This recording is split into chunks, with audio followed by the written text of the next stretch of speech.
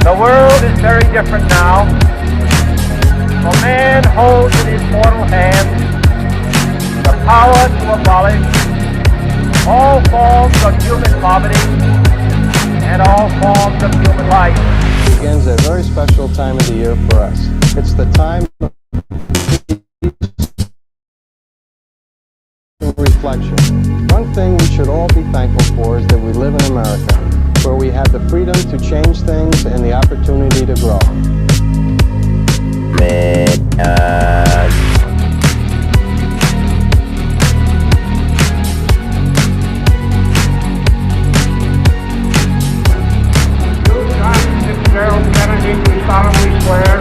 I, John Fitzgerald Kennedy, do solemnly swear That you will faithfully execute the office of President of the United States. that I will faithfully execute the office of President of the United States And will, to the best of your ability, and will, to the best of my ability, preserve, protect, and defend the Constitution of the United States. preserve, protect, and defend the Constitution of the United States. So help you God. So help me God.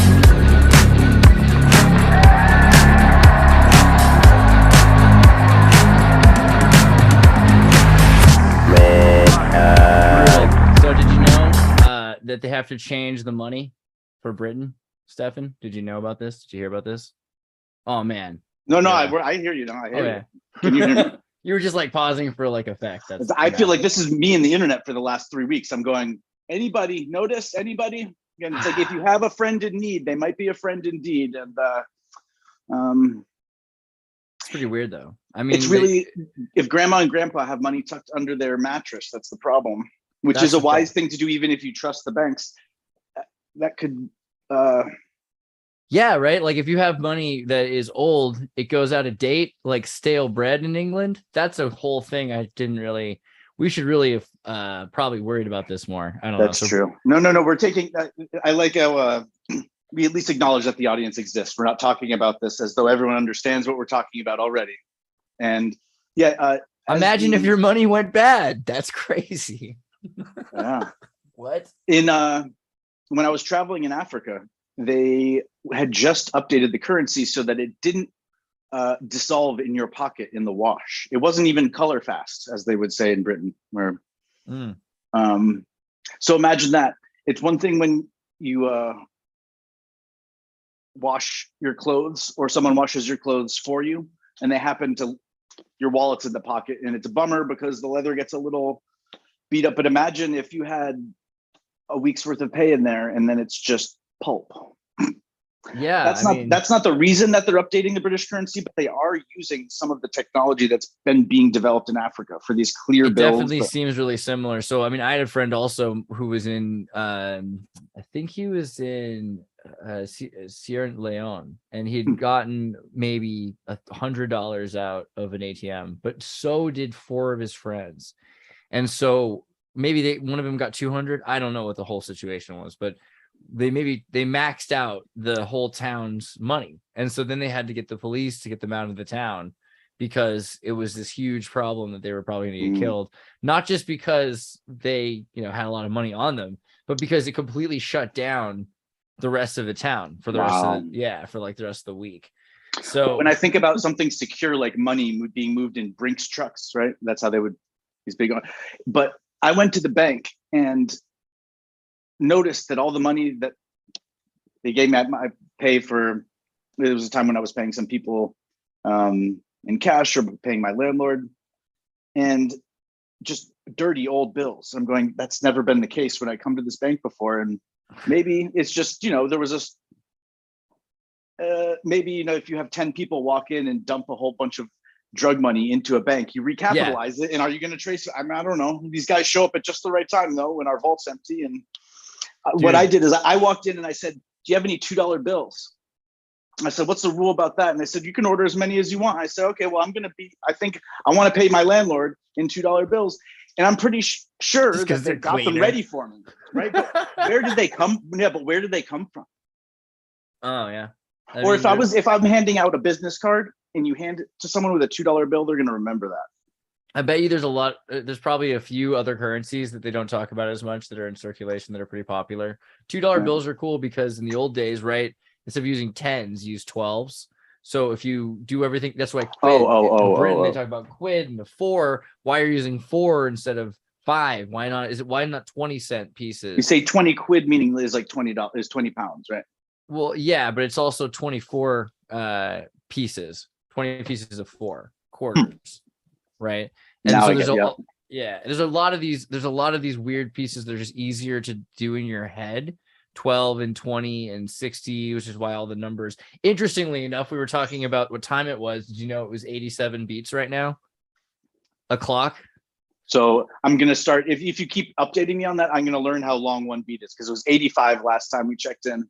See, you're a really shrewd, you're a shrewd rat in a maze. You know what I mean? You know what I mean? It's just like, this is how we get out of here. This is how we survive. This is how we survive in the Saw movie. So swatch internet time. I've talked about this a few times in my life, but I don't mind harping on it. It's cool. 1998, French Revolutionary Decimal Time, right? 1 decimal minute in French Revolutionary Decimal Time system, and lasts 1 minute and 26.4 seconds. So it's basically 90 some odd, 93, 94 seconds, depending on how you remember it. But the French Republican calendar, that's where it really comes from. And the Swiss are using it 1,000 beats in a day, 93 beats a minute, just about. And it was in the French Revolution where they set up some of the very first telegraph lines where they were sending information long distance. And that was one of the reasons that they were able to hold the line, I think, once they had upended things. But that I didn't know it came from a French system. It's a minute in 30 seconds or whatever is to a beat, whatever that comes out. Is that how it surrenders every minute and 30 seconds? It's a loop, or is it? So yeah, there's only one. Sorry, it's a bad French joke of. That's fair. Saying it's like the worst French joke you can make, but like an odometer just goes. I had back. a history teacher who he would call the French the perfidious French. It was this 80-year-old gem of a history teacher, and he would talk about the bad breath of the British. Yeah, perfidious. It was just the word he always. I'm not even sure I know what that means. Perfidious. Let's go for it. Of relating or marking to perfidy. That's what you get. That's what you get. Okay, treacherous, synonym. Faithless. Perfidious. I want more than that. That's really what they're going to give us? Faithless, false, disloyal, traitorous, treacherous, perfidious. I don't know. So just faithless, traitorous, willing to be a traitor. That is a complicated. And what is concept. fid as a root word? That's, it's a. Fide, like confide. So fidence. Oh, okay. Faithless, baseless, treacherous. Oh, like fidelity. Yeah. Fidiosis. Yeah, breach of faith, perfidy, breach of faith or trust, base treachery. There we go. That's really what matters. Should be looking for perfidy, treachery, falsehood, breach of faith or trust. That's the deal. So the French breach faith and trust. That's the way he feels about the French. Interesting. Did you hear about the giant metal boat that was stranded off the coast of, I want to say, New York City, called the Normandie? And to us, when an American, Normandy is associated with a very tragic day, large loss of life. And it might have been the French getting us back for this. So what is this? My understanding is it eventually turned into a giant pleasure yacht. But if you had the wrong credentials and you went in, you never came out, either because you got adopted into the fold and you were now one of the pleasure givers or takers, but it presents this again existential dilemma is something that I keep cycling back to, whether it be the sphere on the Discord, this giant mirrored sphere that Phil Giroux is pointing out. But yeah, at what point, once you've marched 100 men in, do you march another 100 men in? What's the protocol? Are you going to the last? Because what if the goal is to clear the ship so that you can dispose of it properly? Right. But how could you, if people live there and there's probably all look at types the of inside secret of this compartments place. and Yeah, I mean, there's so many things going on. This is a Studio 54 kind of a situation. it's being used to spy on the wealthy people going to the event, so they know what all the parties are about, what all the rich people are doing, what all the families organizing, that they can get to go to these places because it's such a fancy looking place that they would want to go. You know, a lot of the time the organized crime families on the East Coast would try to only do things in their own properties. This boat, man, who owned it? Saint-Nazaire Compagnie Générale Transatlantique, Streamline Modern, New York. And eventually when it becomes, instead of an orphan train, it's an orphan boat. It's like, no, there's a lot of grown men that are willing to go in there, but what is the strategy, you know? And maybe women too. Right. But it's like, the rumor is 1,000 people have gone in and never come out. So is there a submarine entrance and this is a practical joke, or was it a form of civil war where you have? It's pretty interesting. I mean, so in the 30s, you got Skoda Works in Czechoslovakia building this for the French to cross the Atlantic, Normandy dry stock, you know, to launch the place from the West. And I mean, that's just crazy. And then the interior just being full of, you know, Art Deco. But when they say Art Deco, it's not just easy, does it cheap Art Deco or something. It's basically modern Renaissance, like full carvings of wood. The scale on that's crazy. I mean, this carving is huge. These are the 10 chairs. This is all gods and snakes, the sun, birds. Wow. On both sides, people climbing up each other. But is that what it looked like when it landed, and then it got colorful. stripped out from the inside? You know, for all you know, a lot of the fancy houses were decorated with things that were originally on the inside of that boat. Right. I mean, well, that's the thing they say about Mayflower, right? They say it was turned into a bar. So, and think about what that means. It means that it's almost like the unleavened bread. The story of Passover, the Jews had to put it on their back. That's the story. They had to leave in such a rush. So if you couldn't pressure treat your wood, and if you show up in a boat made of green wood, perhaps it's a sign that you're fleeing from something, because who in their right mind would not wait until there's a seaworthy vessel to make it over here? I hear a lot of, myself don't think so highly of Columbus, but you know, I don't have a lot of firsthand information, that's for sure. But I hear that when he arrived, there was a lot of starvation and disorder. And then when he actually left and came back with sugarcane, which is a form, it's very related to bamboo. It looks the same, but nutritionally a little bit different than bamboo. And so then this was this crop that was going to allow this land to flourish in the population, but he had to teach people how to grow it and plant it and harvest it and process it in 5. So one way to process sugarcane is to chew on it and spit it into something, and then let that, your saliva actually has salivary amylase, which breaks down starches into it's Sunday night, sorry. People like starch, you know. I don't know, this is crazy though, looking at the People like architecture. starch. What a great response. There's a demographic for it. I think that the architecture here, that was incredible, and you probably don't realize how nuts the French architecture team was behind this, like Peter Patou, and I forgot the name of this guy I was just looking at, Roger Henry. Henri?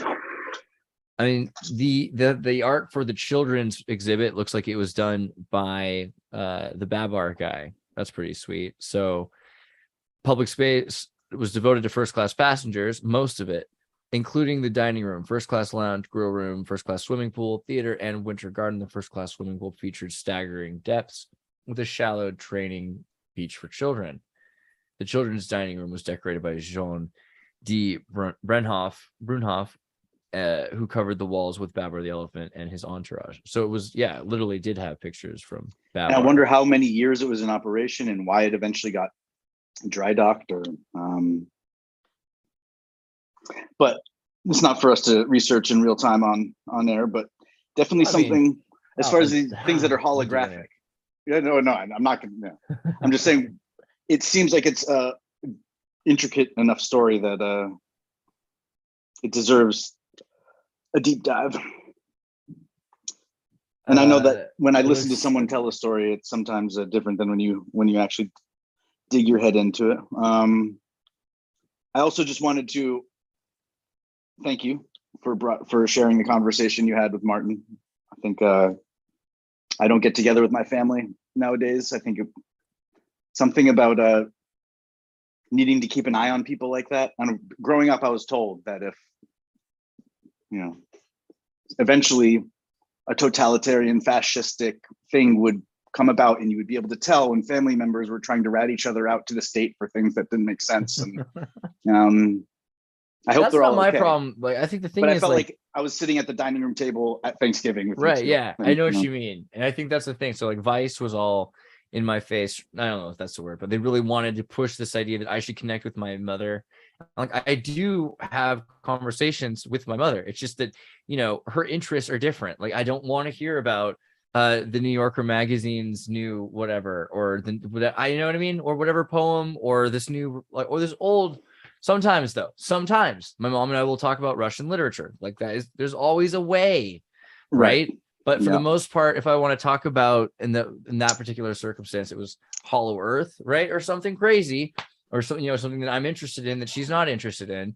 There are people to talk to about those things, and so it's all about placing it in the right place. So, you know, I think that's the thing. I think initially when I had questions about something, instead of talking to your parents, even if a non-religious person, a priest or a pastor is a trustworthy person to me. And I think they might be open-minded enough to talk to someone who wasn't part of, if you're lucky enough to have a church in your neighborhood, let alone many churches. Dude, Graphene Rogue wants us to talk about Babar symbology, which I'm not opposed to, but I really do quickly want to say in 1930, because I just did the lurking through this page, the Normandie was launched May 29th, 1935. Then World War II outbreak happened while she was in New York Harbor. So that was really complicated because then the Germans eventually took over and they didn't want to give the boat to the Germans. Lafayette conversion. That sounds like a bad Roosevelt. thing. Every time something bad happens. Okay. Well, you know, I didn't hear it. Play it again. There you go. Okay, yeah, so eventually it's like, and then everyone on the ship died. Or it's like, I don't know. That's, to me, I don't understand how this story ends. That's fair. Right. That's even better. You're just trying to keep up with the emotion. But this happened around the same time that New York City, I think, was being used as like a receiving hub for all this fertilizer, you know? Uh-huh.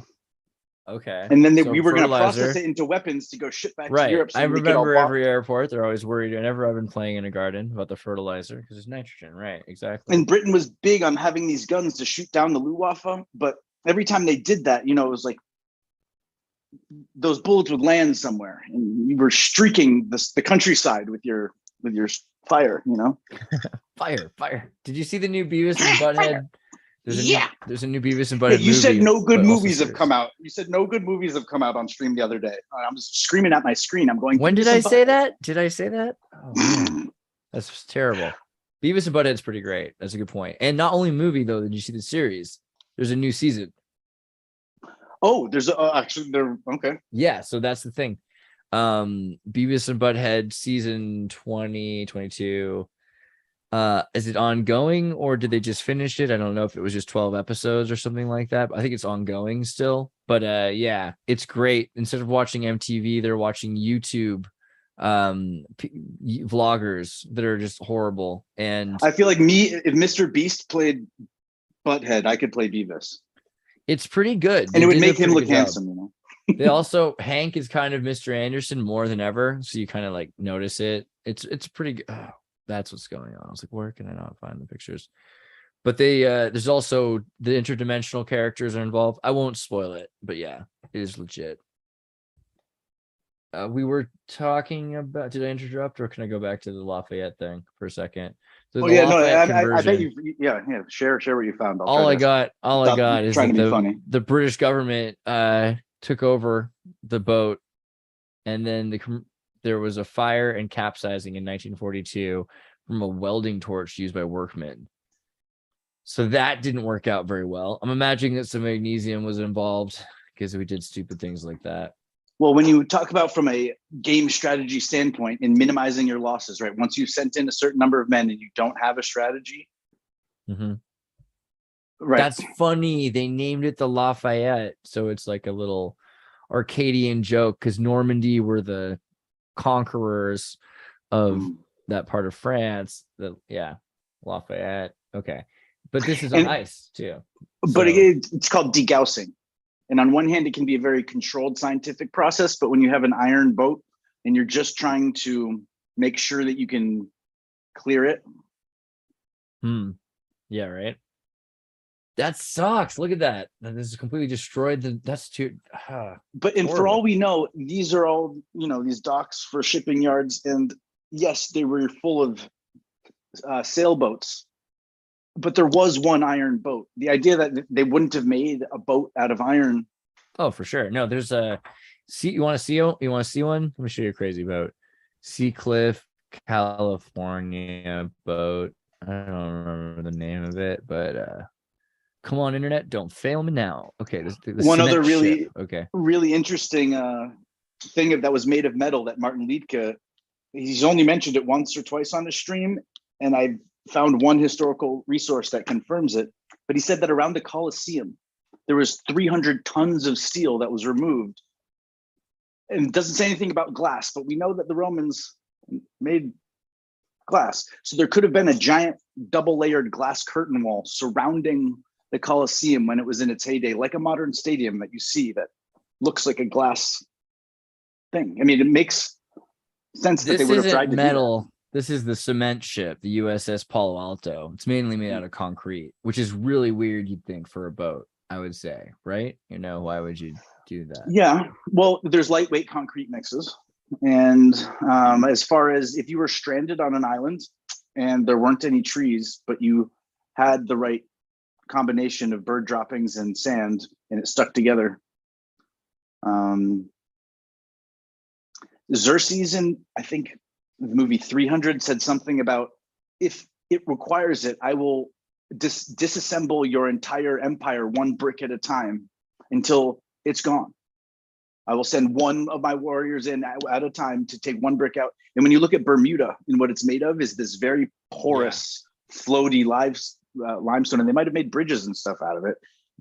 But then eventually they're chopping down so much that it's all getting washed over.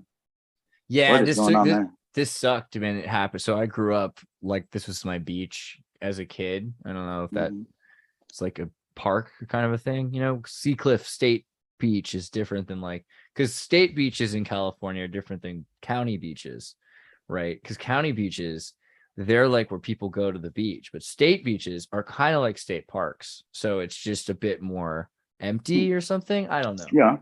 But this was a military post, and I think one of the stories is that it was a decoy, like it was a concrete boat in order to just be a decoy, so the Japanese didn't know where we were really doing stuff was in San Diego or something like. I mean, the whole idea seems kind of shady, but there was hidden in plain sight, though, perhaps. Right, yeah, but Oakland Harbor also was creating a few concrete ships, so the idea makes a bit of sense.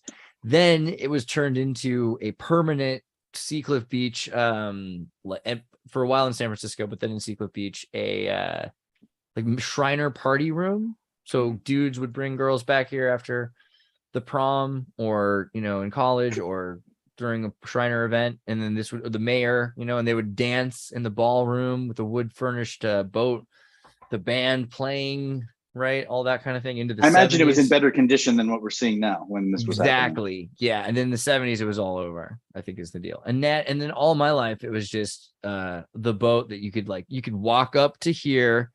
And if you wanted to, you could literally get to there, but it's been gone since, I think this all happened 2017, 2018 or something like that. So make sure you have your tetanus shot first, I guess. Yeah. Or whatever shots. Cause this all happened so recently. That's the moment, but it's a sad thing.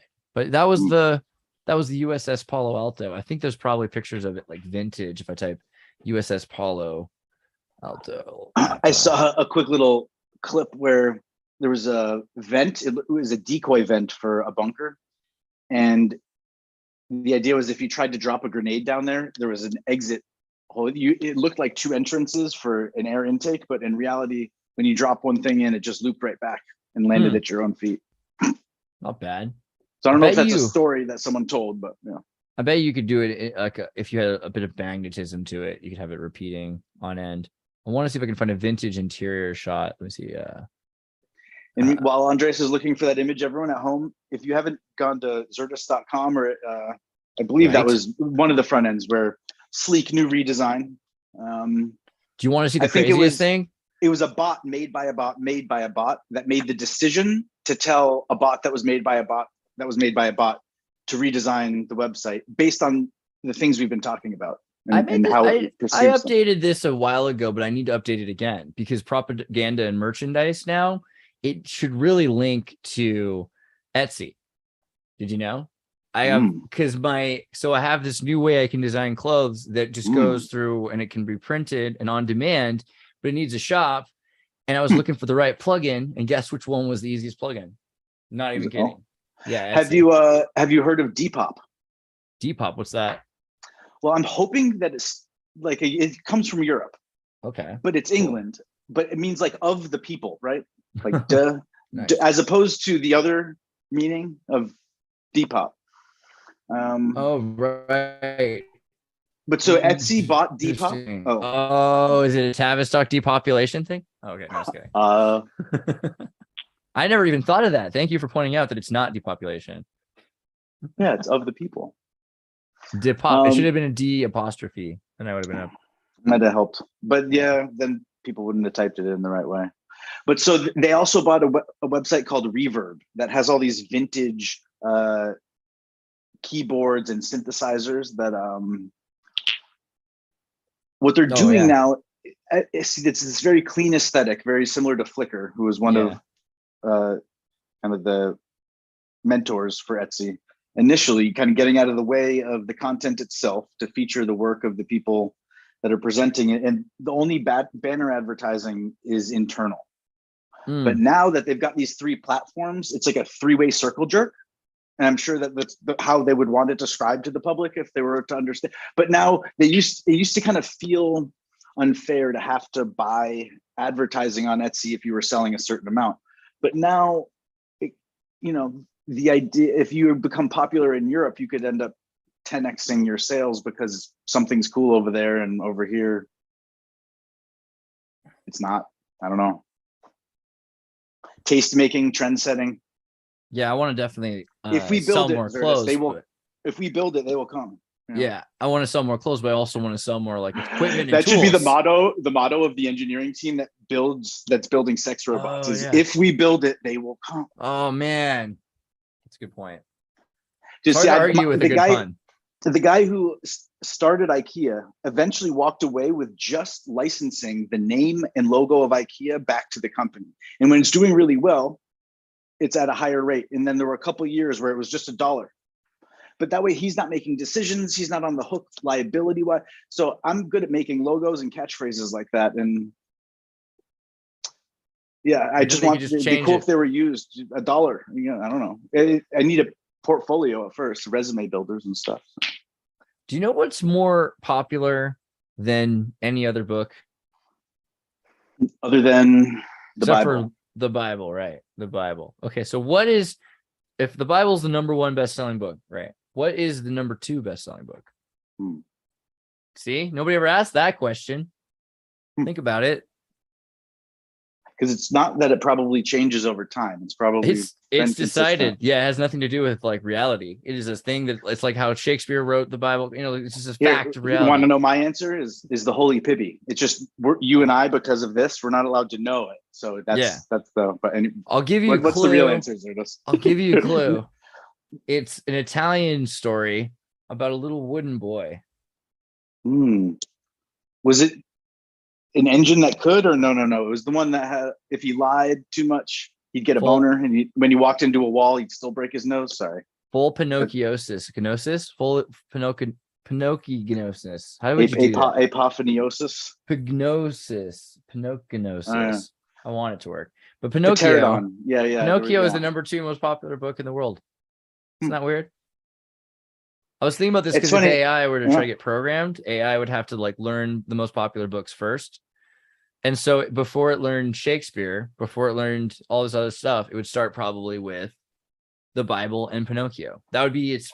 And you gave me plenty of time too. And if I were really jogging my random access memory, I'm not sure. But we were in the pre-show Pinocchio came up, but in my mind, that's always been a movie or a play. But I Right? guess Weird. probably was a book, I guess. Yeah. Yeah, so that's the other thing. So Pinocchio started out, I was looking this up. It started out as a short story, right? Of course. And it ended where Pinocchio falls in the sea, basically. I mean, Yeah. he gets a lot of bad stuff happens to him instead. And then eventually he dies. And it's like, and that should teach you to not be like Pinocchio. And everyone's like, well, what the heck? That's not fair. Come on. I liked Pinocchio. And so they're like, pay me more. I'll write more. Okay. They paid him for 15 more chapters. And Pinocchio goes on this adventure. And, you know, he becomes a donkey for a little while. And like eventually he So the original author got paid, though.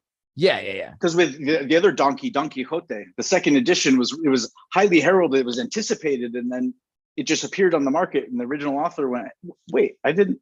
But was it good? Was the second one good? Because that's the thing. If you can string them along, that's what the Grapes of Wrath, I think, is it's an okay book. It's a terrible book if you're going to read it in one sitting. But because he wrote it episodically for magazines, it works. A lot of stories, Lord of the Rings is kind of like that as well. It works episodically because the author's like, you don't know what's going to come next. So it's fair. Well, and the Pinocchio seems like it's a totally fair question. Am I a real boy? Isn't that, or was it, what do I need to do to be no, it's just, am I a real boy? So again, with the original version and the new version. So the original version was that he's a bad boy because he's taking the easy way out. And that's the thing. Basically, it starts out with a piece of wood that this neighbor Geppetto tries to cut open, and it starts screaming. It just screams. It's a block of wood that screams. He's like, I don't want to deal with this. So he brings it over to Geppetto, and Geppetto starts to kind of chisel away at the thing. The kid comes out of it, and then the kid's nothing but trouble. That's the point, right? He's a liar, causes mischief, won't ever do things the right way, always looking for the easy way out. An interesting metaphor here, because born instead of a piece of wood, there's the idea of kind of piercing the veil and water will flow forth. Right. I read at the beginning of the pandemic, there was someone captured on film in the middle of an old growth forest in Africa, I believe, and he walks up to it with a machete, and there's a very tall tree. So the kind of vapor pressure or drive he hits it, and water starts shooting out of this tree. But the older species of the tree have developed a defense where there's tannins and other things that maybe make you feel a little bit funny. Yeah. So the idea of being disoriented, and that's part of the process, is when you get awash in the nature of reality. That's brutal. What if Pinocchio's wormwood? Yeah, you know what I mean? Could be more people on one hand, they're saying, does that kill the tree? And is that an emergency measure that you only do in a drought? But if you wait by the time it's a drought, maybe the tree's already used up that water, and when you go to cut it open, there's nothing there. I gotta imagine it's like bloodletting. You can probably, a certain amount. There's analogies that can be drawn, but in reality, there's a real science to it too. And knowing which trees, imagine you can get 10 gallons of psychedelic water out of something. That'd be a pretty cool tree to know where that one was and how often to harvest. I'm a fan of maple. I didn't realize how crazy maple syrup is. I kind of did. Everybody here is like, okay, maple syrup, and there's the good kind, and you've never heard. Everyone kind of knows that. That's true. There's people in the middle of the night that are smuggling trucks, and they're like, what is that? A couple girls? Okay, whatever. As long as it's not a barrel of maple syrup, highly regulated. Canada's very particular about it. It's called a sugar shack. So do you know what a sugar shack is? Is that their fort? Is that Fort Maple? The Fort? Well, if you have a couple sloped pieces of land that have maple trees on them, and you've got them stuck with these little screw-in plugs, instead of having buckets on them, you have little drip lines. And as long as they're laid out the right way, it's gravity feed, and they're all fed into this kind of cast iron thing that's the size of the thing that it's like draining. Yeah, there's doors. And so there's someone who's got to stay there 24 hours a day unless they get relief duty. They're there drunk and delirious, but it doesn't matter because they're tending the fire, and no one can give them shit for the state or condition. It's like, yeah, well, if I'm not here at the sugar shack in the winter, we're not going to have any freaking syrup. And right. And so, right. And then everyone kind of has to help that person recuperate after they've gone through 2 months, because it doesn't boil quickly, because if you do, you burn it and it affects the tastes and all that stuff. So, and it smells so good. You have to keep it a low temperature, and then there's certain season of the maple's got like this blossom that's supposed to be medicinal and all this stuff. They've got a whole thing.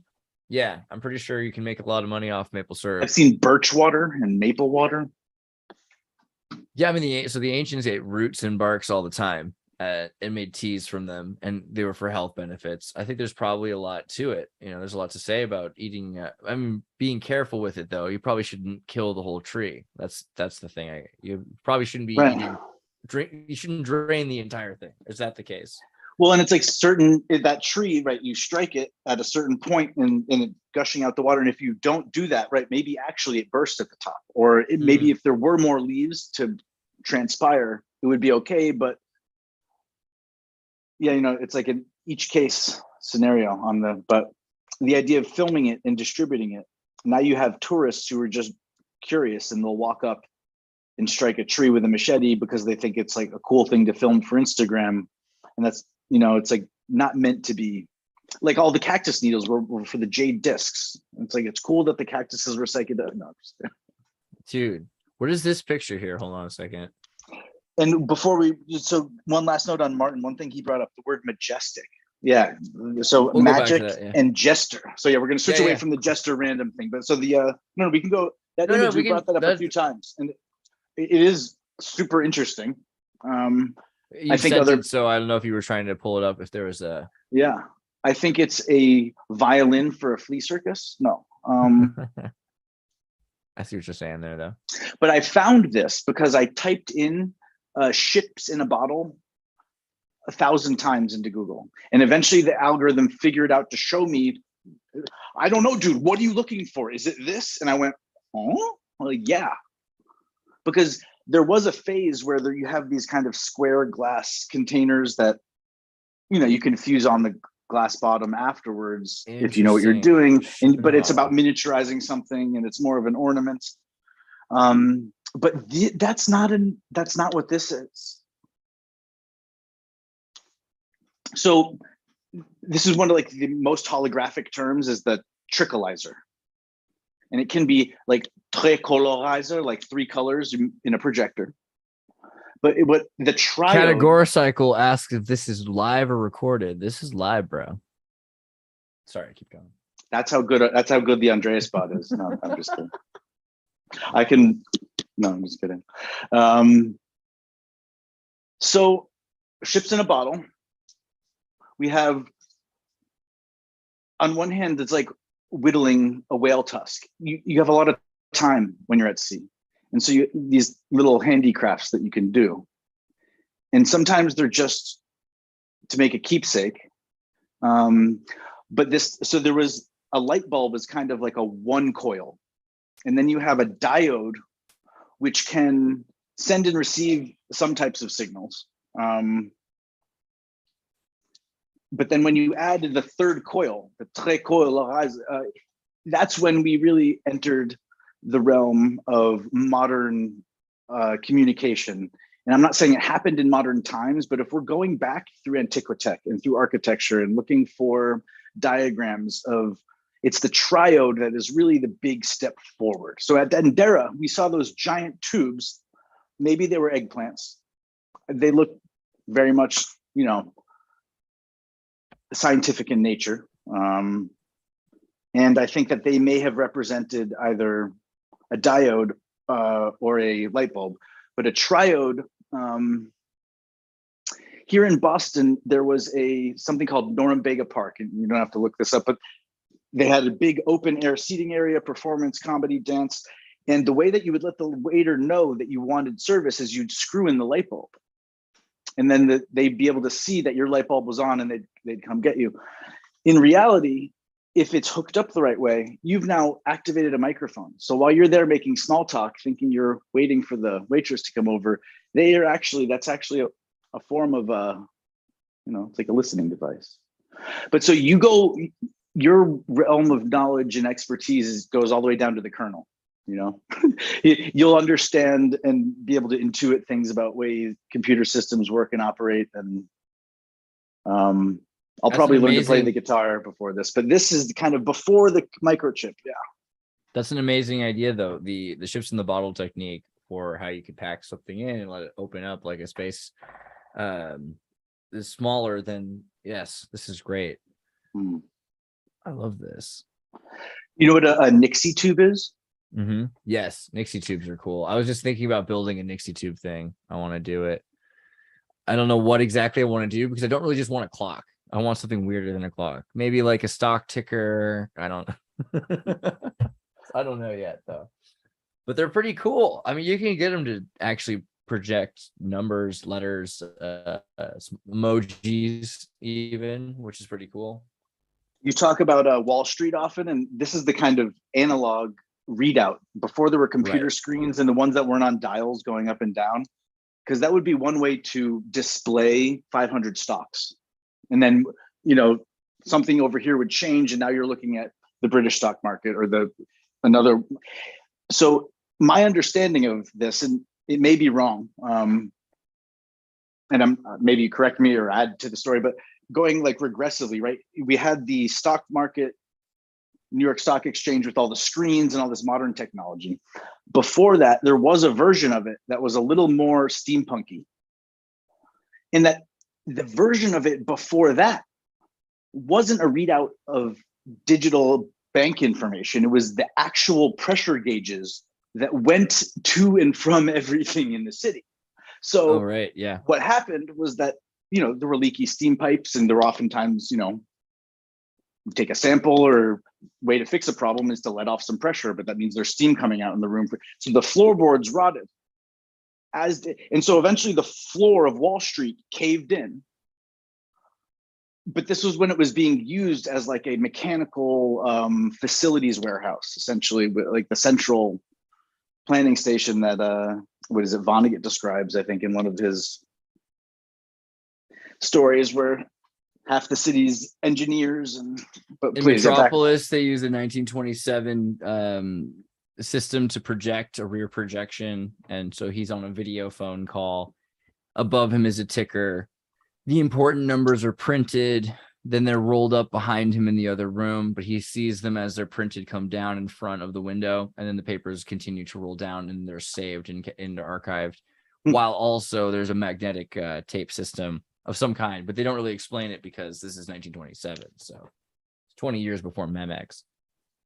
But it's there. Memex meaning a magnetic or digital memory? Yeah, Memorex actually, sorry. Memorex is not right. Memex, yes. I like Memorex. Oh, Meme-X, like Codex. Oh, it's a relevant point. So Vannevar Bush, there's this whole thing with the Roswell Majestic 12.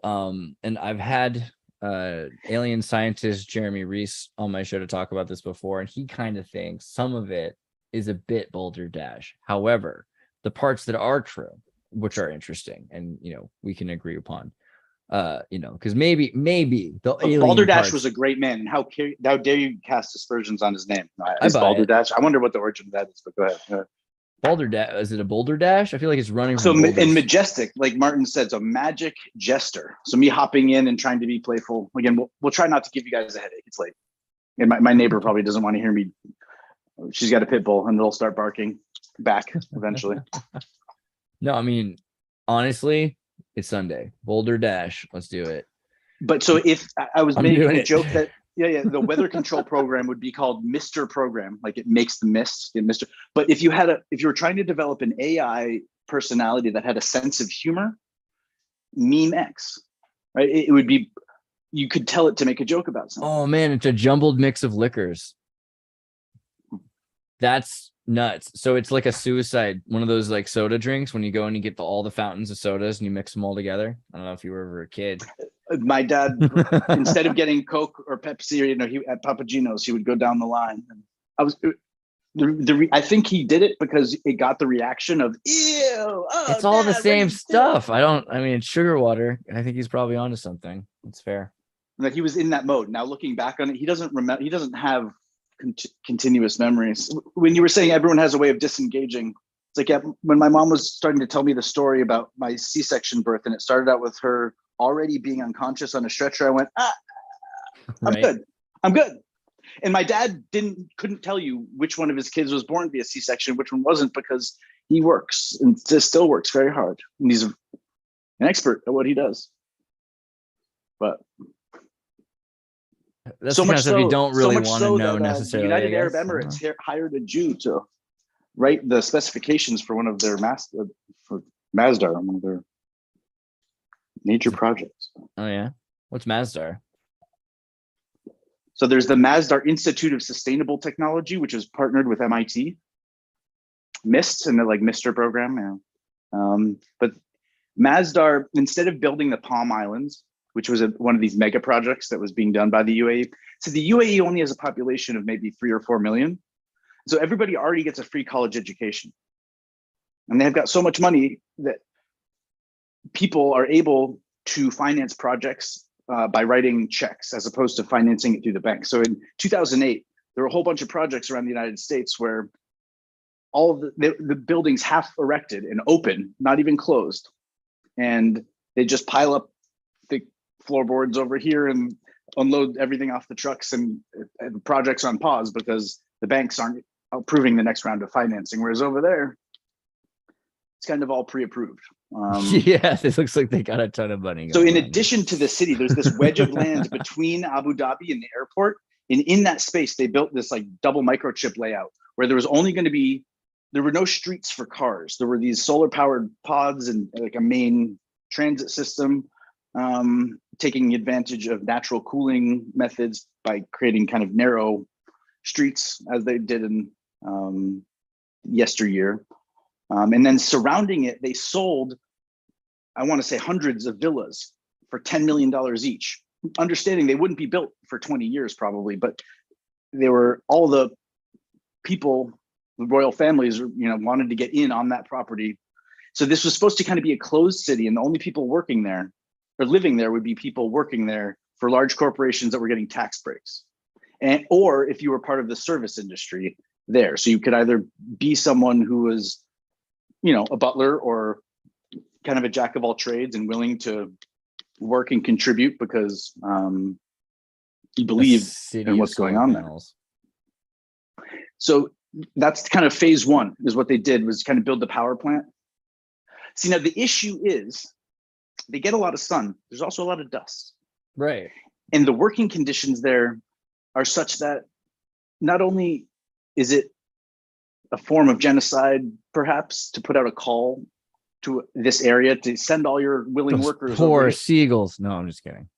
Yeah, but they get dusty, and so then they're barefoot, and it's 140 degrees, and you have to sweep off the solar panels. Otherwise, the efficiency is not very good.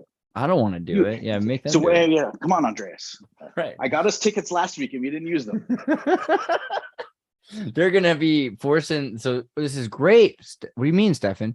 This is job creation. We're gonna have great jobs. They're not gonna be picking strawberries. They're gonna be wiping dust off. Well, as far as if every university's robotics department reached out to every elementary school and built a Roomba for, instead of something to clean the bottom of a pool, design it to clean solar panels. You're solving a human rights issue at that point. Have you ever had a fish tank? But then who's going to pet the robo dogs? Have I ever had a fish tank that I maintained? No. Okay, so let me tell you that did do saltwater. One of the coolest things. I mean, this is one of those like suburban kind of cock of the walk kind of moves. I think that's called a plecostomus, right? Yeah, when you're because there's a fish that does the same thing. But yeah, go ahead. Yeah. I just mean you get a magnet and you put it on the outside of your fish tank, and then on the inside of your fish tank there's a mop. And you pull the magnet down, and it pulls the mop on the other side of the glass down. It cleans the window, and it makes you feel like super cool because you just cleaned a fish tank, and you didn't have to get in the fish tank because you're on the other side of it. You're making me want to put on my fisheye lens, which is literally something this big. That's a clip, and it was like $4 on the Intertubes. For those of you who are wondering if you could ever handle a fish tank, the answer is look at this. Yes, of course you could. I mean, this is not just like easy to clean. It's fun. Find out if fish tanks are I right could have for you. pretended I had some complicated set of like $1,000 lenses that I had a touch of a button watch, right? So I actually prefer the proper fisheye, like, because people don't realize you don't need to spend a lot of money on a lens. I mean, you can, but you could also use a crystal ball and just like in your algorithm flip the camera backwards upside down, and it would probably be fine too. That would save you Crystal some Ball money. and Cigar, right? Isn't Yeah. that, although I don't think are they. I think they're still a dynamic duo. Did you watch the full 1960 live action production of the I mean, Peter are you Pan asking me movie? how many times I watched it, or I mean, Yeah, so when was if the I first memorized time? parts of it? I or- haven't seen this movie since 1990. I was probably 99 or something like that. Mm. It's been a while. I remember being like, dude, that lady is Peter Pan. This is, and it reminded me of a lot of the teachers at my school. You know, we had my brother's teacher was this lady who she would every month go a little crazy. Basically, what would happen is you'd have all these marbles, and then she'd pull out these toothpicks every time the kids did something. It would help her lose the marbles, and then eventually they'd pour out, and then she'd lose her marbles. Okay.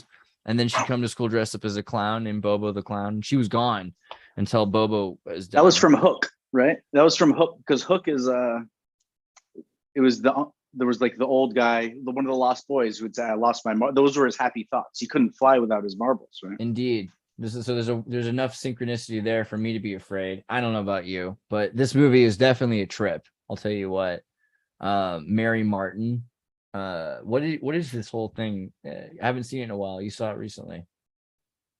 When was the last time I watched the whole thing front to back? Was probably a couple years ago. And actually, that's still good.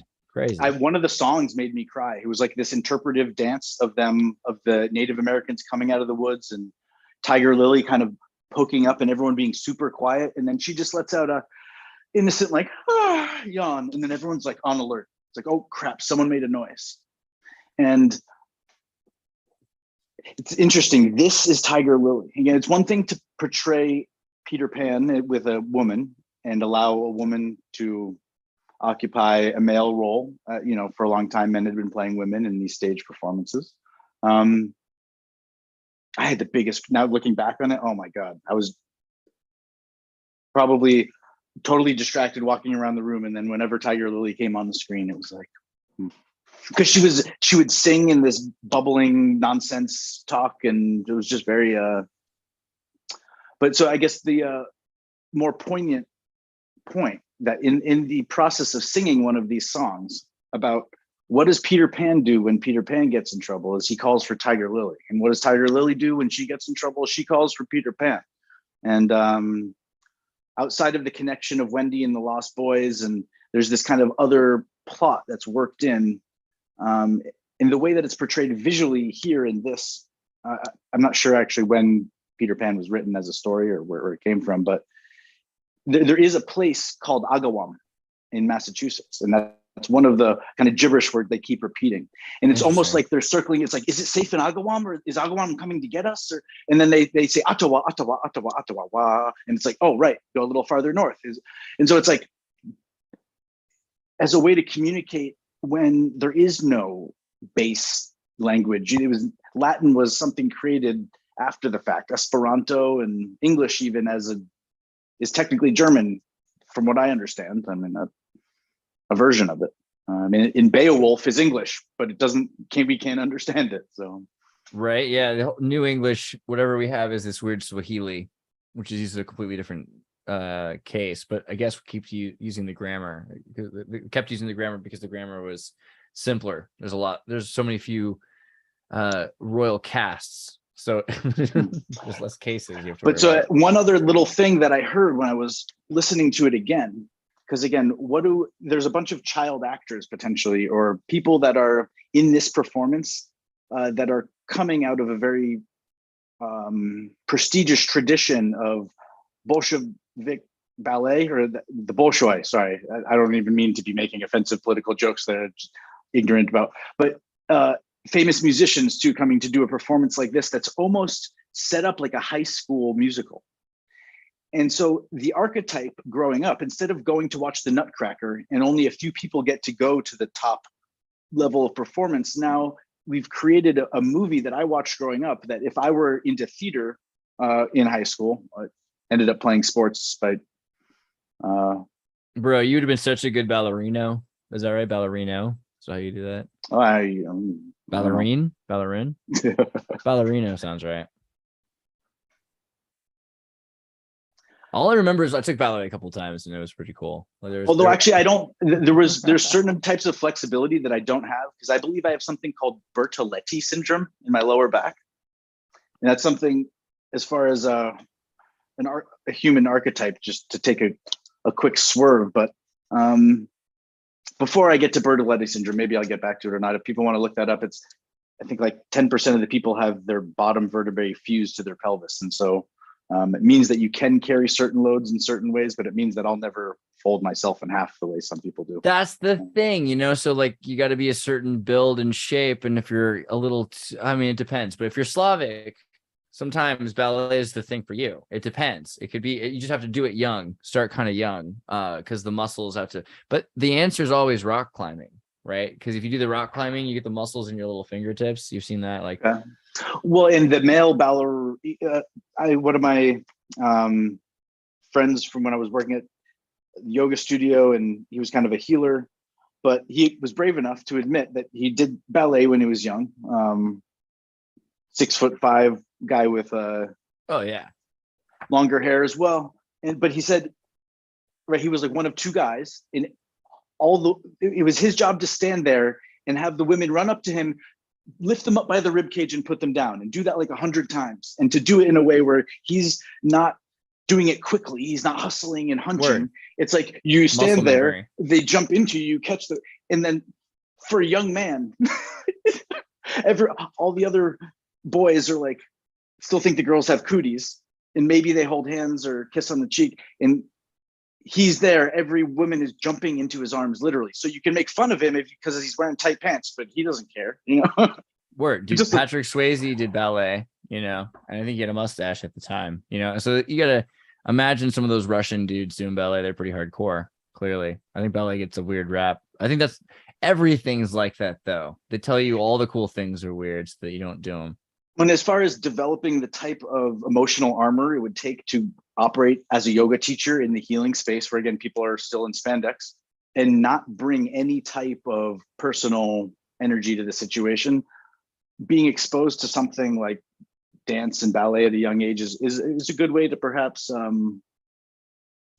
avoid some of the other issues that can come from repression or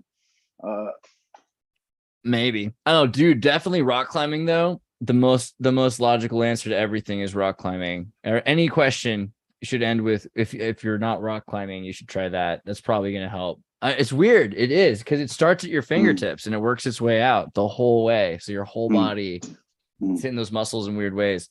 Turn you into a squirrel. You know what I'm saying? That's what we should be doing with our time. I like it. Man. It's a strength to weight ratio. They came from a different branch of the tree. See what you did there. They did remove some of the Pinocchio stuff. I think we covered a decent amount of it. I was trying to see if there was some extra. Or no, stuff. I guess it's just a sign there was a bottleneck. In certain... Pinocchio throws a hammer at the talking cricket. That's a big part of it. He murders the cricket. Nobody talks about that. The cricket's only magical after he dies. What? He murders him first. Yeah. That's why I thought we had to go back to it. I was like, no, there's something I forgot. And that's the most messed up part. Jiminy Cricket dies at the beginning, and the blue fairy comes back and turns him into a, you know, and so this is what's funny. When people are all upset that Disney's changed Pinocchio, and don't get me wrong, like I forget if it was RuPaul or something is the blue fairy, but no, it should have, maybe that's not the way to go. I don't care though. That really wasn't the part to me that seemed the most concerning. It's actually things like this. Like, why not take on one hand, he's got good aim. Oh yeah. Dude. And would you say that he's in the process of throwing that? You know, this is like a Rorschach test almost. It almost looks like he's being pulled over backwards in the attempt. His legs are that mobile. I don't think he's going to. Oh, he does. He totally. But as far as us not being able to see past our own nose, which is a saying that, again, maybe used regionally or in certain traditions, it tends to mean that you are provincial thinking. You are short-sighted.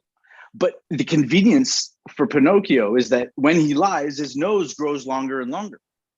So in the process of allowing himself to wrong think and wrong speak, he creates a space in which he still is not seeing beyond his own nose, but he's expanded his realm of thinking. And it doesn't mean he's holding on to those thoughts, but yeah. That's the question. Because if Pinocchio all he has to do is say anything and he'll know whether it's right or wrong. Like his nose should grow if it's a lie, right? Regardless of whether he knows. Like Jim Carrey and Yes Man, right? Yeah, he could be like, Amazon stocks are going to rebound. Boop. Okay, just keep out of that market, and then, is Apple going to get something? Boop. Well, no, the real issue, the medical issue, back to the human body. In Yes Man, Jim Carrey said, "I have to go to the bathroom because my bladder's full, and holding it is bad for the bladder." Yes, man. Don't you mean? Isn't it liar? And liar? the judge. Oh, thank you. Sorry about that. That's a weird. That's a weirdly interesting. What do you call that? Where you're slip there? Huh? Yeah, those are two. But it's a good movie. I mean, but yeah, this pen is blue. Right. Well, but the judge says, "Look, are you lying, or do you have to go to the bathroom? Is it actually dangerous?" And he goes, "Well, actually, I guess it must be true." But so then the imprint I got as a young person when I listened to that is, oh, of course it's bad to hold your bladder. Right. But if you are in the woods and walking, it may be very beneficial to expand that ability and strengthen it. And as a measure of health, not of necessarily performance, but one of the first things in the human body that tends to wear out is the urinary tract, or there's a lot of adult diapers sold in this country. True. So it's something that when you go to an acupuncturist, they say, "Have you been pooping normally?" And like, as an American, I blush and I don't want to answer, but eventually it's really comforting to just know, right? No, this is part. It's like what JP Sears' line is, "We're all full of shit," and it's like, it's okay. Let's say we're all full of shit, right? Because that's what's in, right? Did you see The Madness of King George ever? That's a more serious take, huh? Yeah, it's like a true story. I mean, who knows how true anything is, but it's definitely Ministry of Britain kind of backed about the King George. I don't know if it's the first, probably the first. Okay. And he's a little crazy. I mean, he gets crazier though. All of a sudden he will sleep for 2 hours a night, get up in the middle of 1 or 2 o'clock in the morning, start screaming at everybody that they have to go for a jog with him, accost women in the courts. He had a lot of weird stuff going on in the head at the time, but they were trying to figure out, was it because he was crazy, or is there like something that changed in his diet or in his lifestyle that made him crazy that could be reversed? That would be the thing. And eventually they figure out how to just train him with near electroshock accuracy to respond appropriately to stimuli so that he can pretend to be the king in front of people for another few years. But years later, as long as they're not changing the decision process that he would be making through that manipulation, they're just changing his behavior, then by that point, Parliament's already in charge of England for the most part. So, I mean, they could have gotten rid of him. They could have brought in the younger king, but they worried the younger king would have been more likely to push his own agenda, right? And here's a crazy guy who just has to kind of barely hang on for his family's sake. Better situation for the Parliament at large. So, but they did have a number of doctors. They had all the best doctors in England. And there was this one doctor who made sure to get poop smears. So he was literally getting on an index, a fecal calendar index, and he was just showing like what the colors were. Was he collecting it from the sample or the source? The bowls, because they have a bed and there's like they weren't potty COVID bowl. Testing. They weren't COVID testing. Okay. Dude sleeps in a bed with a canopy. He hands his potty bowl to his or maybe the dudes are holding it for him. His own is like a servant's, but then it's brought directly to the guy, and he follows it, and everyone's thinking the whole movie, what a crazy British guy. Yeah, but right? If you're willing to smell shit and you know when it smells like blood, you could save someone's life potentially. So and lo and behold, of course, that has to be the thing that's because they find out, he's got weird tint. And it's because of this, and that's why. And then they're able to, the whole reason that it's explained. And to this day, they're even able to go back to the fecal index calendar of King George and use it. They used chemical samples in a machine that index, and were able to find even more data about his illness and everything. So there's a lot to it. And now they're using fecal indexing technology in toilets, because then that could be at home medical what do you call it? preventative care solution because you Right, index everything, right, you know right, what's right. Well, so my friend's father, who previously was running a division of Hughes, which was Fortune 500 company that was sending satellites into space, there was some technology, laser shooting is that lasers like into Howard liquid. Hughes? One indeed. Wow. But they the airports, when remember the 3 ounces of liquid, whenever all of a sudden that was an issue or something. Mhm. I think it was after John Forte got arrested with like a gallon of liquid cocaine, or no, maybe it had something to do with. But the idea is they have a machine, proprietary technology, where they can shoot a laser at a liquid and they can tell you what's in that bottle. And now, again, just like, you can definitely 100% DNA match people to a sample that's really small and stuff, right? So it's like the laser's there to protect us because like if you mounted it on a robo-dog and it could zap the poop as well. See, that's the thing, is I think it relies on there being a clear medium. But maybe the same engineers and technicians that were able to make the technology work for clear liquids could also make something that would be, what it's doing is it's comparing its readout to known samples and then trying to figure out what the best match is. And so obviously if it's seeing something that's a unique combination or something it hasn't seen before, it may not perform very well under those circumstances. But there's certain biological things like blood, as whether it be because we're prey animals or predator animals or somewhere in between, it's something we're tuned into smelling. And there's very few things like that. For me, at least, cannabis is something that if there's, especially if I've been away from it, if there's just a whiff of it on the air, it's something that it's like there's a skunk in the area. There's just 1 part per billion, and there's something in the nervous system that goes, not that I crave it or want it, it's just, it recognizes that smell. So there is something pretty interesting about the new blood genomic sequencers, because they're going to be able to sequence multiple times. And at first there was a lot of people that were trying to say, and I thought this was crazy, by the way, even at the time, that there wouldn't be that much difference between blood sampled now and later. But as we look at promoter sequences more opening and closing, and we see heat, when you sneeze, there's a change in when you go outside, right, there's a change in your sequences that open and close. So it's far more complicated in a real-time manner than we realize, because they're opening and closing throughout the day so often. And that, that's going to change a lot of our understanding of how, when we say, oh, this person has a gene, this gene, really, it's not that the person has the gene, it's what the gene's doing. And we could probably keep genes, because the idea of brutally cutting out genes all the time. I remember, I don't know if was it Tim Ventura or who I was talking to about this, but the Chinese GMO baby, where they took out some of the HIV susceptible genes of the baby. You might not need to do that, is the point, because you'd be able to figure out why the gene if it's not human, that. then it can't catch the human immunodeficiency disorder. So if you just edit it enough. Well, one thing that I brought up in a random super chat that you were kind enough to read, even though it was a bit of a non sequitur, has to do with blood.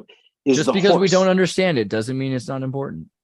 The horse compared to the human spleen. And if you had asked me before, it was actually a Megyn Kelly interview, or no, her talk show, I guess, where she was talking about her son who had been in a skiing accident and had fallen a little bit and had some internal bleeding in the belly. Bro, what is this PETA thing? No, it's okay. Keep going. Yeah, who cares Rainbow about bones? injured children? Oh, no, Yeah. I'm just kidding. Raised by Soviet wolves. Keep going. So a horse at rest has half of its volume of blood in its spleen, which is an organ that's kind of a giant blood sponge that's attached to the stomach. So after you eat, or after an animal eats, those nutrients are exchanging into the blood, and so it's kind of there as a reservoir to soak up the nutrients as well.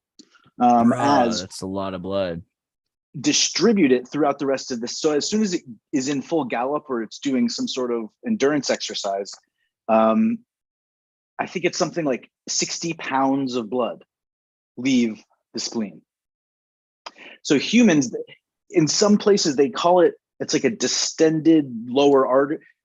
we're not quite sure how it's been classified over time, but it's possible that if you are used to, if you've prepared your body to endure long bouts of exercise and to get ready to eat like a guerrilla warrior, where you eat, thousands and thousands of calories at once. Dude, you eat a you bunch of don't- livers. Yeah, you eat a bunch of spleens. You get a bunch of spleens, you get all that blood from all these animals, maybe not just horses, antelope. There's actually a science to power eating. And this is something that I did just with my friends growing up, where it was like, there was a place where Mighty Subs, where their large is our small. So when you ordered a large sub, it was like a large steak and cheese was too full. And then the goal was to eat 2 of them in one lunch period, where it was like a rush. So in 20 minutes, sitting down and wolfing 4 steak and cheese subs. And this was just like standard lunch sometimes. Why would you do this? Super cheap. Well, is the because benefit? you were playing football or baseball after, and you didn't get breakfast, and you weren't going to eat until 8 o'clock. You're going to burn 2,500 calories at 18. You got like orange slices on the bench. That's not going to, so crazy. And then you can't do it anymore because your metabolism changes at 30, and you're no longer growing. Oh, that's so. But brutal. So the power eating, they were doing some sort of ultrasound on a person's stomach who was competing, and so there's a trigger where if you don't chew your food or you swallow it forcefully enough, it moves down at such a rate that it sends a signal ahead, and the bottom of your stomach, instead of waiting to distend because it's full of food and then sending the signal, oh, you're full, the bottom drops out and it actually makes more space. So it actually, the bottom of the stomach distends before it's full. And so that satiation trigger of you're full now doesn't happen. And then you start eating quicker, it induces that reflex again. And it kind of continues.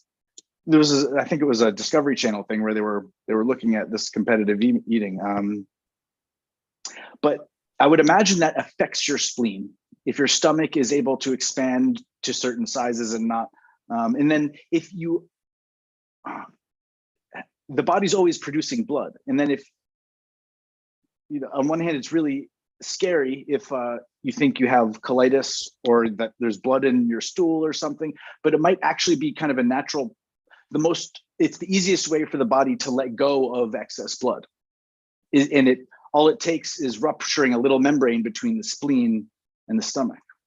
Did you ever read that kid's book about the sumo wrestler that ate cherries? No, it's a whole book.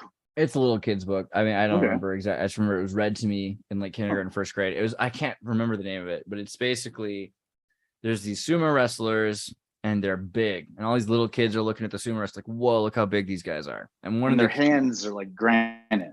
Right. And one of the wrestlers remembering when he was a kid and how he trained all his life to be that big after seeing how big the other guys were. But then he's like one of the biggest and strongest sumo wrestlers. He sees this other dude who's not in the wrestling circuit, but he's just he's a big old boy, and that dude eats nothing but cherry blossoms and cherries. And he's like, what? That's crazy. You don't eat like rice and eel and fatty liver and spleen? They're like, dude, cherry blossoms and cherries. So he does it, and the guy's got legs that are as thick as like tree branches, but then he gets legs as thick as tree trunks. You know what I mean? Like going from in size. And so I don't know if there's like something to that, but maybe there's something to the sugar, or I don't know what there's also a whole other thing about pumpkins, sugar water making the giant pumpkin. We all remember. Also, I mean, their hands, I would imagine, get very dry and cracked, not only because of the types of exercises and the way they use their hands like clubs in the sport, but they're using chalk that dries it out. I'm not typing in sumo massage, but trust me, there's oil involved. Bro. But by eating cherries, it actually stains your hands back to flesh color. So the children are less afraid of you picking them up, because instead of it looking like Rockman is picking them up. Sumo wrestlers are definitely like, after Randy Savage, there wasn't a lot of gap to fill, but sumo wrestlers are there, just to be real. I mean, they just push each other. It's such a weird, it's beyond. People like football, try sumo wrestling. It's crazy. They're just pushing into each other. There's no one else around that you just watch. Boom. It's crazy. People should watch that more. In Canada, there was an all-you-can-eat sushi bar, and the sumo wrestlers were known, and the power lifters were known for showing up there and just ordering like 50 sashimi tuna, 50 because And Were you programmed with this book at least? Nah. See, that's the thing. James and the Giant Peach. I'm always shocked by like the Agenda 21. How quickly they update it, huh? Yeah, because now 31's got a whole new set of books without these beatnik hippie parents. And like, I don't know, but these are clearly 1987 parents. You can see it in their beards and stripes. And her socks match his shirt. There's something going on here. You know what they both match? Ukraine. But story by Joe Cowley. That was a close one. But but the book is good, and it's basically they're growing a pumpkin. They add sugar water. They love the pumpkin. It becomes the biggest pumpkin there ever was, and that seems to be a trend. Is this idea that if you speaking of largest things I've ever seen in the sumo wrestler, it was one of the most inspiring videos I've ever seen on YouTube. There's a man that's that size, and I believe he's on maybe an island in Hawaii or in Indonesia or something, very tropical blue water. And he's there with a fishing rod. And because he's an anchor, he can keep walking out into that surf and dig his heels into the sand. And then it's everyone's job to make sure he gets back to land because he's reeling in the freaking huge tuna that they somehow managed to get. And also being submerged in water is a type of therapy that will increase your metabolism. So over the course of a season, he never left the beach.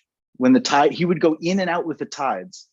And other people would end up dying in the rituals of the boats coming in and everyone jumping off their boats to help him to make sure that he was never at risk of drowning or letting go of the rod. And he went from looking like this to being able to walk around with less risk of developing orthopedic issues in his later life, perhaps. Isn't it interesting? Right. That's a good point. So, because like we think about, I think, man, how cool is a sumo wrestler? Well, I've got friends that are always upset at Lizzo. And I think Lizzo is basically, kind of comparable to a sumo. I don't mean that in a bad way at all. I mean that because I think sumo wrestlers are cool. But maybe that's not the right thing because everyone's like, oh, it's so unhealthy. And, it's a lot of pressure. See, her ankles aren't as big as a sumo. There's a certain, with some sumo wrestlers, they carry she's not so much weight. Does she work out? I don't know. She might be working out and big at the same time. I don't know. What do I know? But there was some, I think it was Lizzo, her troupe of backup dancers. They were moving in such a way where you're realizing that like they could F some people up. I mean, pretty casually. And there's a lot of, it's hard to knock someone over when they have a low center of gravity that doesn't want to move. And there's a lot of momentum and force behind anything they do. What's that great song of hers? I just took a DNA test. Turns out I'm 100%. That even when I'm crying crazy. Yeah, I got boy problems. That's the human in me. I like that song. I think she's highly underrated. People should give her some more credit. I mean, she played the crystal flute. What's up with the crystal flute? That's a big deal. If you were actually the queen of some African country and you wanted to wear a bulletproof suit wherever you went, just people wouldn't notice when you lost 50 pounds. But did anybody hear her? Did you? Because I feel like people talked about this, but I never. Oh yeah. Did you hear her play the flute? I mean, I saw it too. Yeah, I saw her. Yeah. How was she? Was she good on the flute? Oh, and on the other hand, yeah, she didn't drop it. Yeah, she handed it right back to the word. Yeah, she's respectful and all that. But like, did she play any good notes on that thing?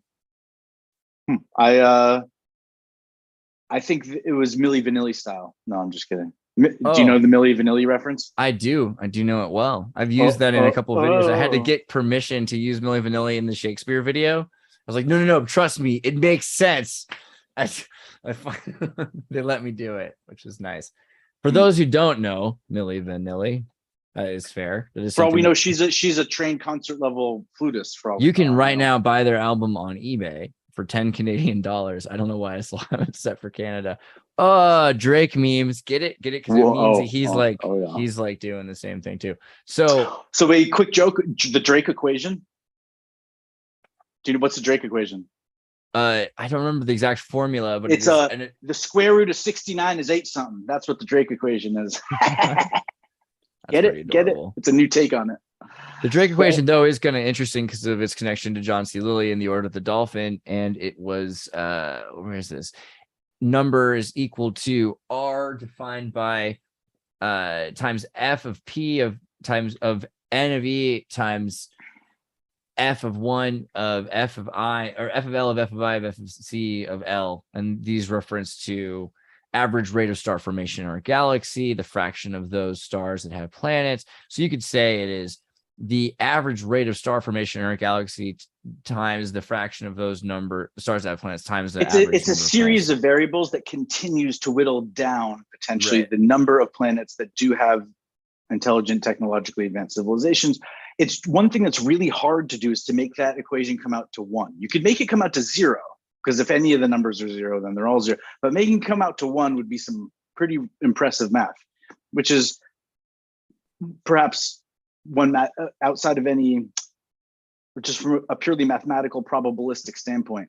Is there life elsewhere? Well, again, go ahead and try to find the combination of numbers here that would get you L. 1. L is the one that you have to work on the most. Once you understand L, then if you master the length of I time, take L's all the time now. So. right? But in order to master the amount of time it takes for spaces to interact with each other, that answers N also, or R of asterisk. And so there's the other Cut Drake to equation. Milli Vanilli. The other Drake equation. So can we go into the holographic nature of it though? So you have the square root of. Hold on, I need to find a Drake hologram. Does that exist? Yeah. Okay, keep going. Probably. No, you can keep going. I was just going to look for it in the background. It's like, what do you think is behind door number 1? No. Dude, this is him on the holodeck. I'll take that. Okay. So Drake equation. So the Drake equation, the square root of 64 is 8. So if you were trying to do some quick math in your head and someone said, what's the square root of 69? Yeah, you could tell it's 8. Yeah. It's 8 something. I've always liked that joke. I remember when I was in this desert survival program, one of the youth counselor ladies from Tennessee told us that joke. What's the square root of 69? 8 something. And often it's like letting go of your inhibitions. The 69 position is something, it's late enough on it is Sunday programming, but still, right. if you're up early for church and so on. But the idea of they ate something. So this is one of the oldest jokes or first jokes. Why was 7 afraid of 8? Damn it. No. Why was 6 afraid of 7? Because 7, 8, 9. That's Giant's favorite joke. Giant loves that one, but it's not just a joke to him. It's like a full-on encoded secret of the universe about the numbers, which I think is also, to be fair, true for the Jehovah's Witnesses and the Baha'i Church and for the Rosicrucians. So it's not his fault that he just tapped into something. But 7, 8, 9. So I messed up a common colloquialism, and so John Stewart was famous again. Not that everyone knows this, but eventually all he had to do was he would go. And that was his way of like punctuating every time he would fumble something. Or the septagram, right? You've seen the septagram. You've seen the septagram. That's kind of like the Order of the Eastern Star one. You've seen this one on every cop car ever, right? If I type in police star, even just get rid of the. That's a nice yantra. Oh, these are all wrong. No, this is right. 1, 2, 3, 4, 5, 6, 7. Almost every time. Most of the ones I've seen are all 7. I almost never see these pentagonal ones. If you do, interesting. I don't know what it means. Why all the ones I've seen are almost always 7-pointed stars is because John D, and it traps the demon in the shield, right? It traps the number of the beast or whatever. I mean, there's a thing. In a rap song, I heard someone saying, if you're going to go out, bring your Bible, meaning like you need to be holy if you're walking around nowadays. And oftentimes in movies, if someone gets shot and they think they're dead, but it hit either a silver dollar in their pocket or it hit their badge or something. But going and walking around carrying your Bible. There's been a whole bunch of pictures of Ron DeSantis looking like he's the Michelin tire man. And there's Brian Rose, an American who lives in London, has a very good relationship with his tailor. But there are all these types of bulletproof fabrics that are thinner and thinner. Right. But the goat silk is pretty sweet. I like that. But I just think that when we see a politician like Donald Trump or Ron DeSantis, and it looks like they packed on 80 pounds like it's because we're supposed to get used to looking at them like that, so we don't think about the fact that they're in bullet resistant clothing. Because then the question is how bullet resistant, and then that's not more than it need. They overestimate the safety factor, hopefully. But there was just the same way that the teacher in Canada with the large prosthetic chest was circulating in the news for like 3 days, and everyone was talking about it. This was one of those things that was brought up, but I wish I could find my post on it. I wish I could find my post on Lizzo talking about the synchronicities with the crystal flute, because there was a really good thing. Did you like her flute playing, Andreas? I guess that's the real question. I mean, I'm more and more interested in Lizzo and the fact that she used that flute at all. And the thing is, I thought that maybe it had something to do with Mozart's unfinished fairy symphony that was done in 1800, released the same year that flute was played, and its sister flute was played in Mozart's fairy symphony. So it seemed to me like there was a connection there, and I wanted to combine the two, and I haven't spent the time to listen again to Mozart's fairy symphony because it's like 45 minutes long. But I think that combined with the concert, there probably is a reason why it goes the way it does. So that's the next deep dive I need to do into Lizzo. But who wants to do that? You might enjoy it. Yeah, sorry. I might. Deep dive into Lizzo, right? The deep dive is kind of the way we're reframing the word conspiracy theorist and taking it from being a weapon. And it's like, no, we're the people that are capable of looking objectively and continuing to research, even though we think we have the answer, and being open-minded enough to seriously entertain some concepts. But and that's the sound of me not calling you back. Why men great till they gotta be great. I'm sorry, that's the last one. I might need to get her album. Yeah, it's been a minute since I think Oliver Tree was one of the last artists that I was listening to. So one last thought before we go back. Oh no, go ahead. No, that's cool. I was just thinking with Blood. There was a Post Malone music video. Did you see Oliver Tree's brother's interview on my channel the other month?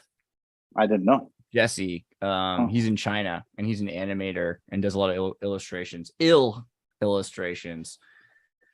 I wonder if he was there with his brother. I think he said he went to Burning Man with his family and ended up almost like running off the edge of the lot, so to speak, and almost desiccating, dehydrating in the go ahead. No, yeah. Keep going. So the idea with Post Malone, I think it was with 21 Savage, they did a music video where they're in this giant stainless steel room, and it starts to kind of fill with blood from the bottom up. And it's this really eerie symbolism. Yeah, but in Jeremy, reality, thank you. Well, no particular message. Just 11:23. That's it means a lot, I wish I knew. If only Mr. Plate were here, he could tell us. But so the idea is, though, when you have a supply of blood, eventually it goes bad and you need to dispose of it some way. And so that's the point at which researchers get the opportunity to try to create some sort of powdered substitute, some sort of shelf-stable compound that could be added to saline solution that would be better than just saline solution. And the formula for that is not something that's necessarily universally known, or maybe known at all. And on one hand, it seems like a giant waste of resources, because my theory is that in the music video, it might have actually been blood. That might have been actually the room in which they're doing the freeze drying of the blood. And people are like, what is this satanic thing? And it's like, no, it's part of our medical system, is that we make sure we have a surplus of blood in case we need it. And so thankfully, at the end of every month, we are dumping some of it into this room and then trying to. See, most people, when they watch Psycho, they think about how horrifying that movie is. And afterwards, I guess they're like, I'll never take a shower again. Apparently, the actress in this movie, at least, never took a shower again after she saw the film when it was cut. And in real life, it didn't have this problem. And that's the way I think about it. I think about it when she was in the process of filming it, how crazy and fun it would have been to be screaming with chocolate syrup on you while, Alfred Hitchcock tries to scare you. I think the real answer is don't live with your mom when you're 40, right? No, yeah, sorry. there's a lesson there. There surely is. And that's, you heard about the Jack and the Beanstalk thing, right? Apparently that's a big part of that too. Because he's like probably a little old to be living at home. They tossed the seeds out back and it grew into an 8-foot tall ganja plant. Yeah. Or something. That seems like the most logical thing is maybe it was a hemp plant. But the problem is if you live in an area where everyone's got an herb patch, an herb garden in their front, and you let it go to seed and go wild, then everyone in the neighborhood ends up with seeds in their cannabis. See, that's interesting. Giant hemp seeds. You could easily be growing the plant to have bigger and bigger seeds until you had just giant seeds. Well, I knew, I never saw this directly, but in Ohio, my friend said he was hanging out and they didn't have a lot of money because they weren't able to turn over their crops. So they were eating hemp seeds. Like that was all they would eat all day. That was all they would have.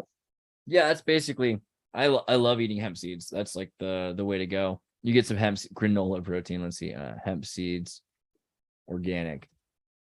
If you type that in, you can eat a bag of hemp seeds. Just throw a couple spoons of hemp seeds on anything, and you got all the protein and omega oils you need for the day. Right? That's and easy. Estrogen. I think hemp perhaps is like is that right? Don't tell me that. Soy's the estrogen one. I don't want to think. Is it really? Oh man, hemp estrogen. It's like with confidence. I tend to err to appear confident, so then sometimes I overshoot. I think my ha ha ha.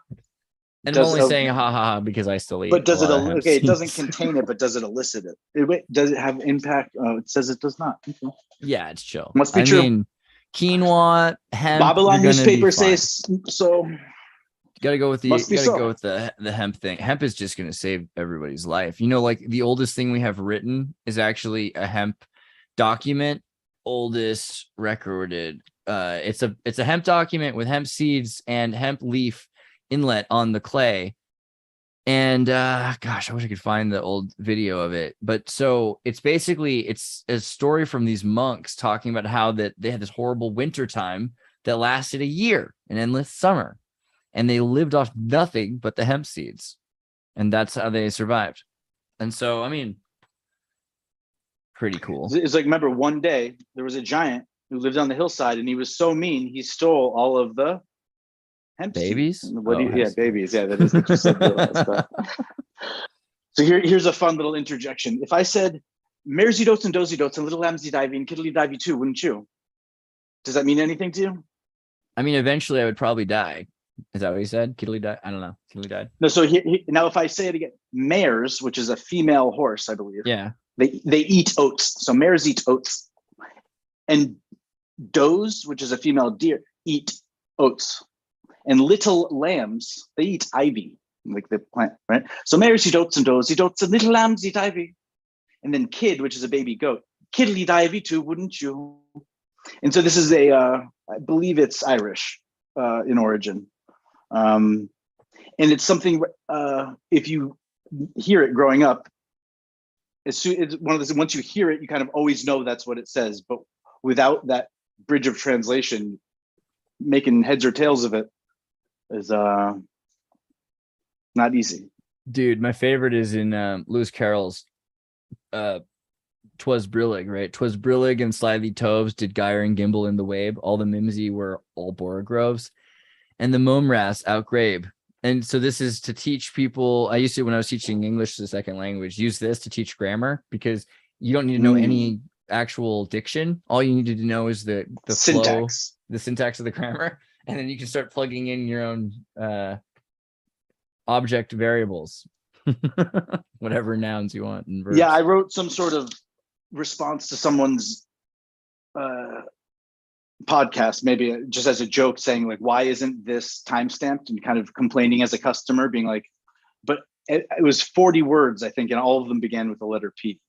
And you could convince an algorithm to produce something like that with these trees. My sister's a linguist, and I don't know if she's a PhD linguist or not, but focuses not on learning many languages, but on mapping them, and especially the kind of outlier languages, trying to figure out if their grammar is fundamentally different, and maybe understanding language learning curves based on which language you learned first or second. And do you know what I don't understand? Progesterone. Not really. Not really, you know, if I'll be totally honest. I know Is it it- has to is do with the that- balance, but it's its own thing. It's balance. It's not Premarin. Everyone acts like it's the thing. You know, you got estrogen, you got testosterone, but everyone's got progesterone, and the level of progesterone affects your balance. And so this idea of having more or less, like a pH scale, well, what if you have a lot of progesterone? So you have to have more both in order to balance. I mean, or you have so much less that you end up emasculated, defeminized, and eunuched. You know, I mean, there are a lot of people that have such low hormonal levels because of hormone blockers on purpose that also affects their progesterone. I know that, but I don't know much else. I don't really get what progesterone's for. It apparently affects everything: the immune system, adipose tissue, kidney function, which gets back to peeing. Well, when you neuter a ferret or a cat, Mhm. you're shortening its lifespan by 30% Right. sometimes. Yeah. So the hormones definitely seem to play into this. So Premarin is not progesterone related. It doesn't look like. Let me see. So Premarin is pregnant mare urine.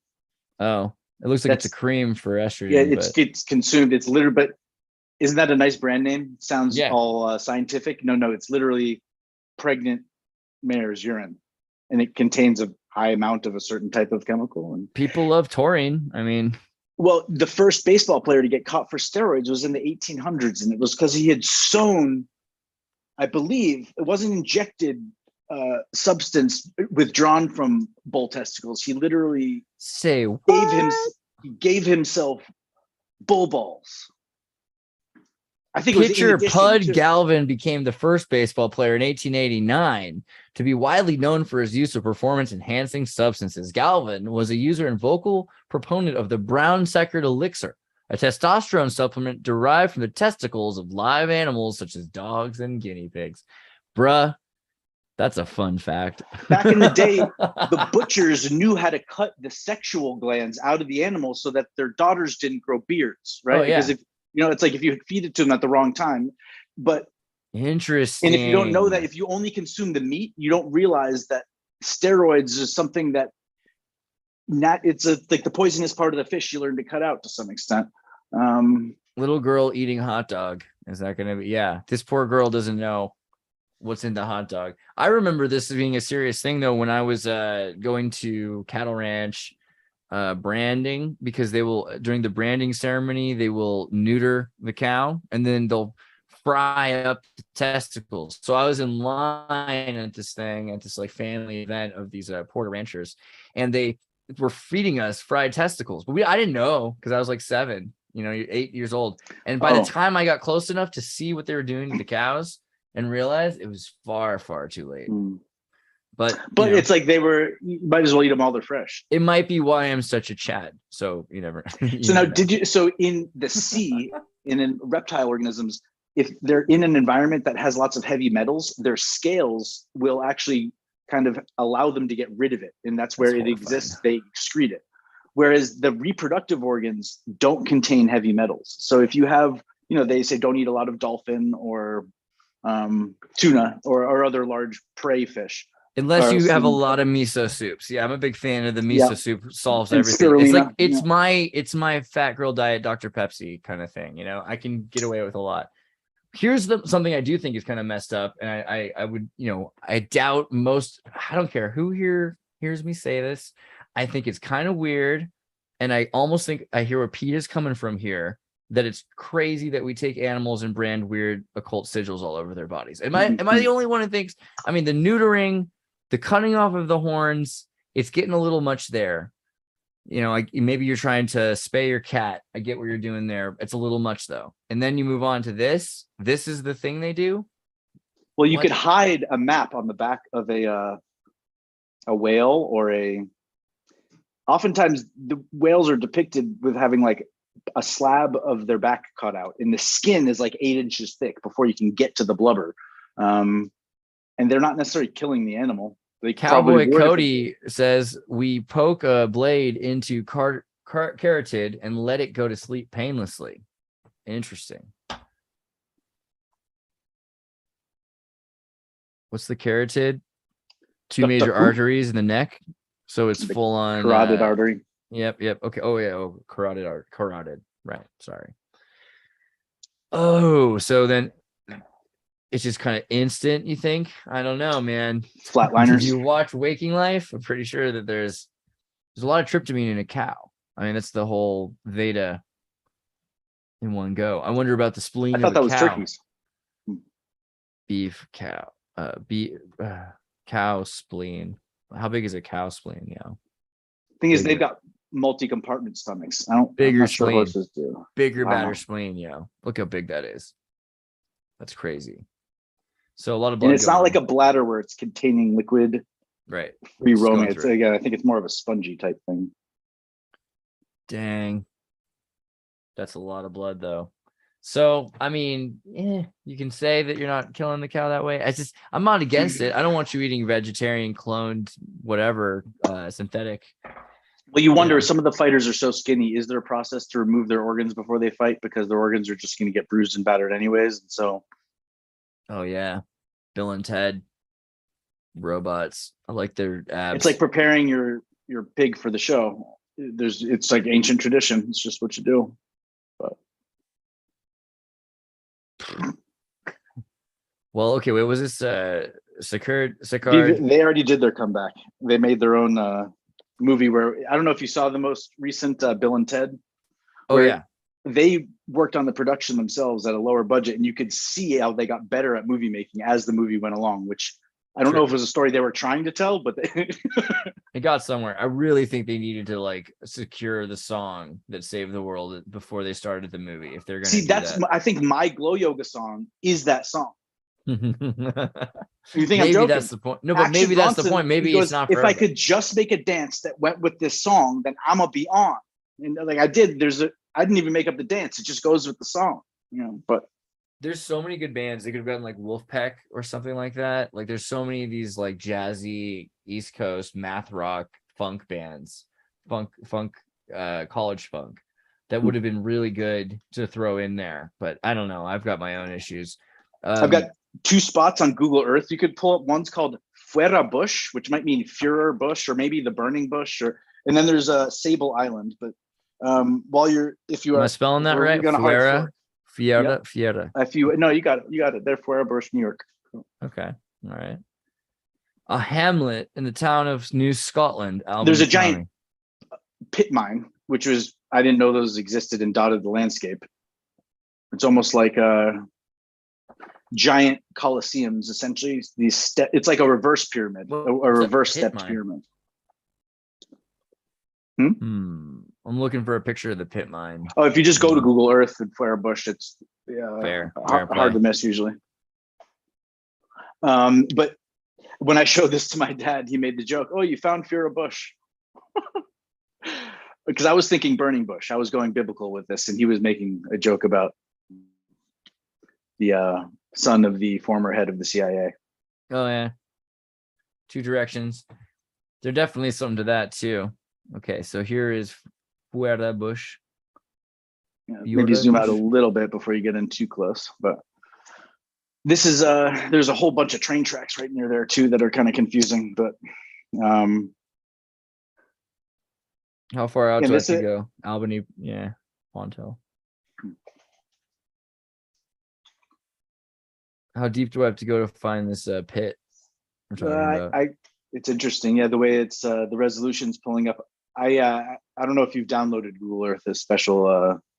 Oh, yeah, I don't have it set up right here on this computer. Yeah, no worries. Again, something other people can.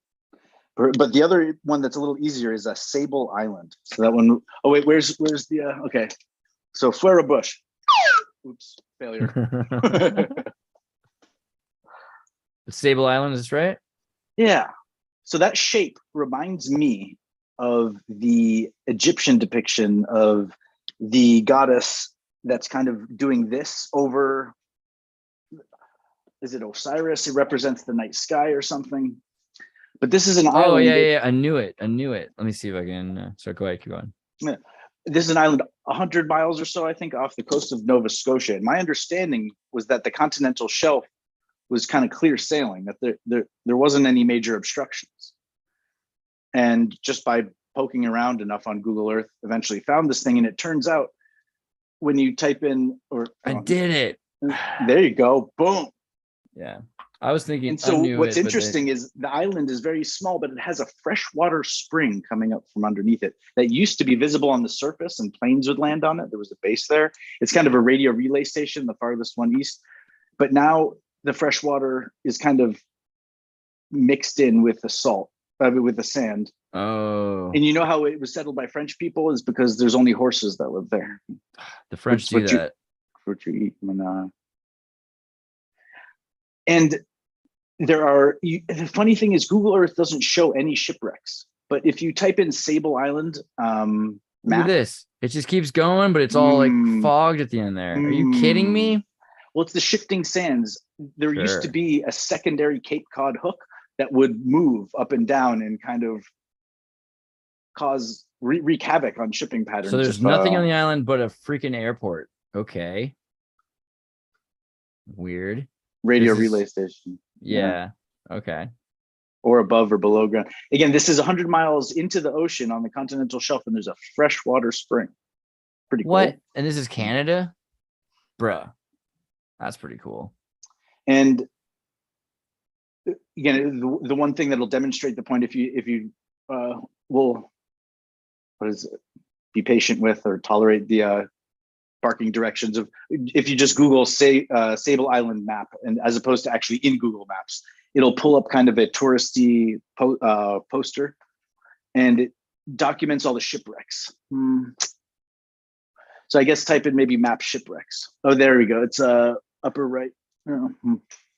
So upper right there, yeah. Those are all the known shipwrecks.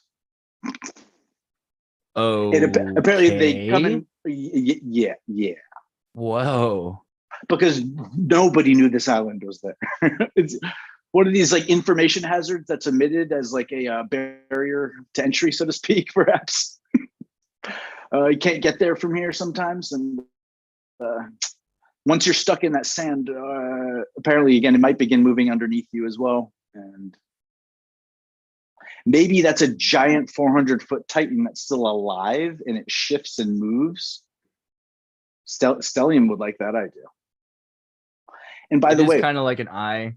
who knew that Stellium was more than just a Titan of the YouTube Tartaria sphere?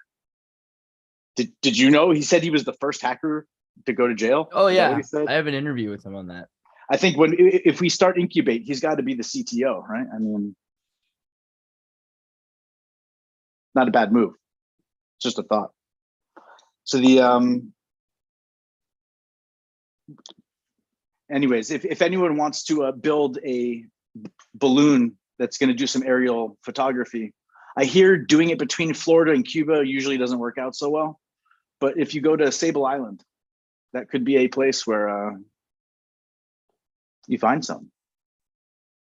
Maybe even get permission to explore something or restore. Because from what I understand, different boats continue to emerge from the sand. Might have to do with magnetic pressures and such. This is a pretty crazy story though, actually. So yeah, you should at some point watch the video. I might re-up it because there's some scenes I need to cut because we just did it kind of impromptu. We've just been friends for a long time. And I went to Spain and I saw his house, met his family, and we went through this cave that's a giant elephant. But I was interested in technology and he was interested in technology. So when I found like I said, out, I think the first words I said when I came on your show was you had asked me a question about flamenco, and I said, in general, I think when people come on your show, they should be interviewing you about Tartaria, and that's going to make it work. But people, right? He's presented that information very professionally in lots of different places, and doing it quickly. He knows you've seen it, and so on one hand, right, the desire could be. I wonder, as we progress towards 24-hour programming, one thing you could do leading up to the next Stellium appearance and following up after it is playing in full his work on your channel with his permission. So that when you get to the interview part, it's not a matter of him trying to summarize his best points or something. That might be something that's more appropriate for a larger podcast where you're reaching more of an audience that doesn't know who Stellium is, whereas most of your fans are aware, I would imagine. right. I mean, that's one of the things I need to talk to TechSpread, if you're listening. I think I just saw you. There you are, probably, about this idea, TechSpread. I would like to set up a 24-hour a day IPTV stream because it's so easy to do. And then we just get the clearance from any channels that want to have their content put on there as well. Whenever there's a live, that plays. Whenever there isn't, which is pretty seldom if you think about it at this point. But for the most part, I have hundreds of videos, so they could just always be playing on a channel. You could access this with a Roku stick or with your Kodi box or just directly in a browser. It shouldn't be that difficult. I've got the thing. Well, and as far as right barrier here. to entry, right? The barrier to entry to starting your own 24-hour news network. You just have to put it all on this little thing and plug it into your router. So I'll do that, and then we'll have half of his steps done these days. But the barrier to entry, the idea that we're the silent generation. So where is everyone? And is it really that they are now scared to say what they think online because they realize they still want to be working for an employer when they're 60 and they don't know if the opinions they had in their 20s are going to be acceptable? And instead of, in the past, you used to have an awkward childhood, maybe an awkward early adulthood, and then you grow out of it. But now it's not only indelibly recorded for everyone else to see, but it's actually, I think, I don't have a lot of photos of myself growing up necessarily. I didn't ever make that something. I was obsessed with photography at a younger age and kind of let go of needing to hold on to the moments that way. And thankfully my memory helps me hold on to those things. But obligatory that shot of awkward Stefan from his childhood. youth with like proper lighting and just to break that whole narrative. Photo credit to Bartosz Jankowski, who is a photographer who had a whole series of photographing transgender people, some of the very early advocates. And dude, you really passed though. You're like a pretty masculine person for no, I was kidding. See, the dreads going here hides how crooked my nose is, and so they were perfect. It was on. Oh, I see the plan. I like the dreads; they're very clean. You gotta admit, like it is hard to keep dreads clean like that. But that's like my favorite though, is the kind of thinner dread. That's the dread I could never keep. I wanted that, and then they cut my hair when I went to the military academy survivor boot camp, whatever the hell they call the program, Seuss. They cut my dread, bro. Seuss. Yeah. So what I was told, the compliment I was given that made sense, she said, you keep it clean all the way down to the parts. So on one hand, the parts can be done in squares if you go get it done from scratch. But mine, it was kind of this natural just clumping that worked out over time. You know, every now and then, like a piece of hair from here would get attached to a dread over here. And it's just a matter of tearing out. And 6 months later, it's all fine. But, yeah, that's fair. But yeah, eventually you could just lose all your hair at once. But yeah, go ahead. Sorry. This is an interesting painting that is, I believe, in an airport. What is this? Mexico? Yeah, and it's the fact that the artist's name is escaping me is embarrassing. I like how when I pulled out The Thinking Man, you were like, "Oh, Rodin." You can lead a horticulture, but you can't make her think. You know. Well put. I mean, if I said horticulture, like a farm, horticulture. Yeah, come on, guys. What did you hear? Don't get all agriculture on him for it. But Diego Rivera is who you mean, I only know it because it says so on the link above. So on the right side is human sacrifice and savagery and the old way. And on the left side, there's human sacrifice and savagery. No. It's called, they're performing a cesarean section on the left. Oh, that's adorable. That's good. Like this is progress. And like even the prisoners. Oh, because they're cutting a heart out of this and a baby out of this. My brain just exploded. Sorry. Because the baby instead of the heart. And this is like a Goofus and Gallant thing, like from Highlights magazine. Yeah, that is exactly. Well, yeah, exactly what it feels like. It's like when it comes to an argument, it's not my goal or job to change anyone's opinion. And I'm glad that other artists have produced work like this that, it's almost like Zeitgeist and Fahrenheit 9/11, not that they're the same in any way, but you don't really have to say too much and lay it out there as though you're defending or breaking ground. The ground has been broken. And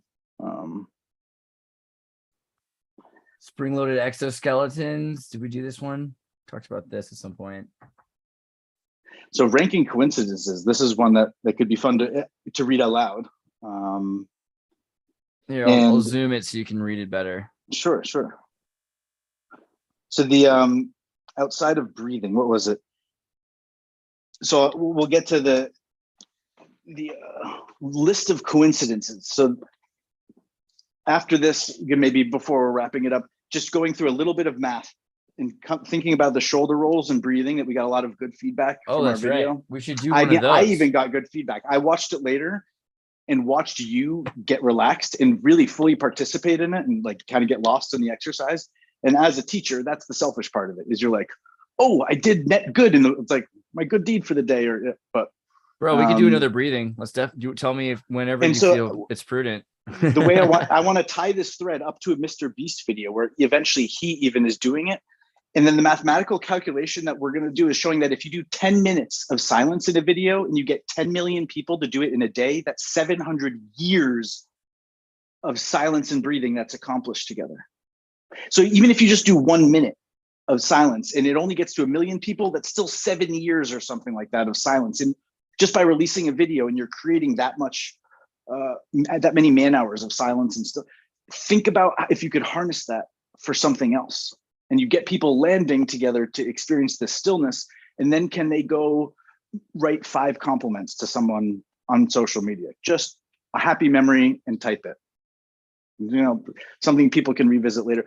But the because his videos again get this maximum push. And as far as if we're going to do a realistic mathematical calculation about what the upper end, this is a Kyle Hill thing. The guy does Because Science, or he used to. Do you ever watch that series, Andreas? Sorry, I was muted. Which one? No, that's all right. Because Science. Oh, Because Science. I don't. So this is kind of a sore spot for him because I don't think he has any of the rights to his old work. It was when it was part of a different network. And it does this really cool thing where he's using neon markers and drawing it out.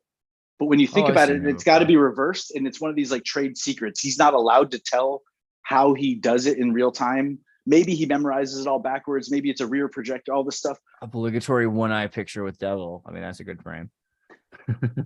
Now he's praying. That's a young Kyle Hill. Look at that. Yeah. He calls himself the small Chris Hemsworth, or no, a knockoff. Cheap man's, poor man's Chris Hemsworth.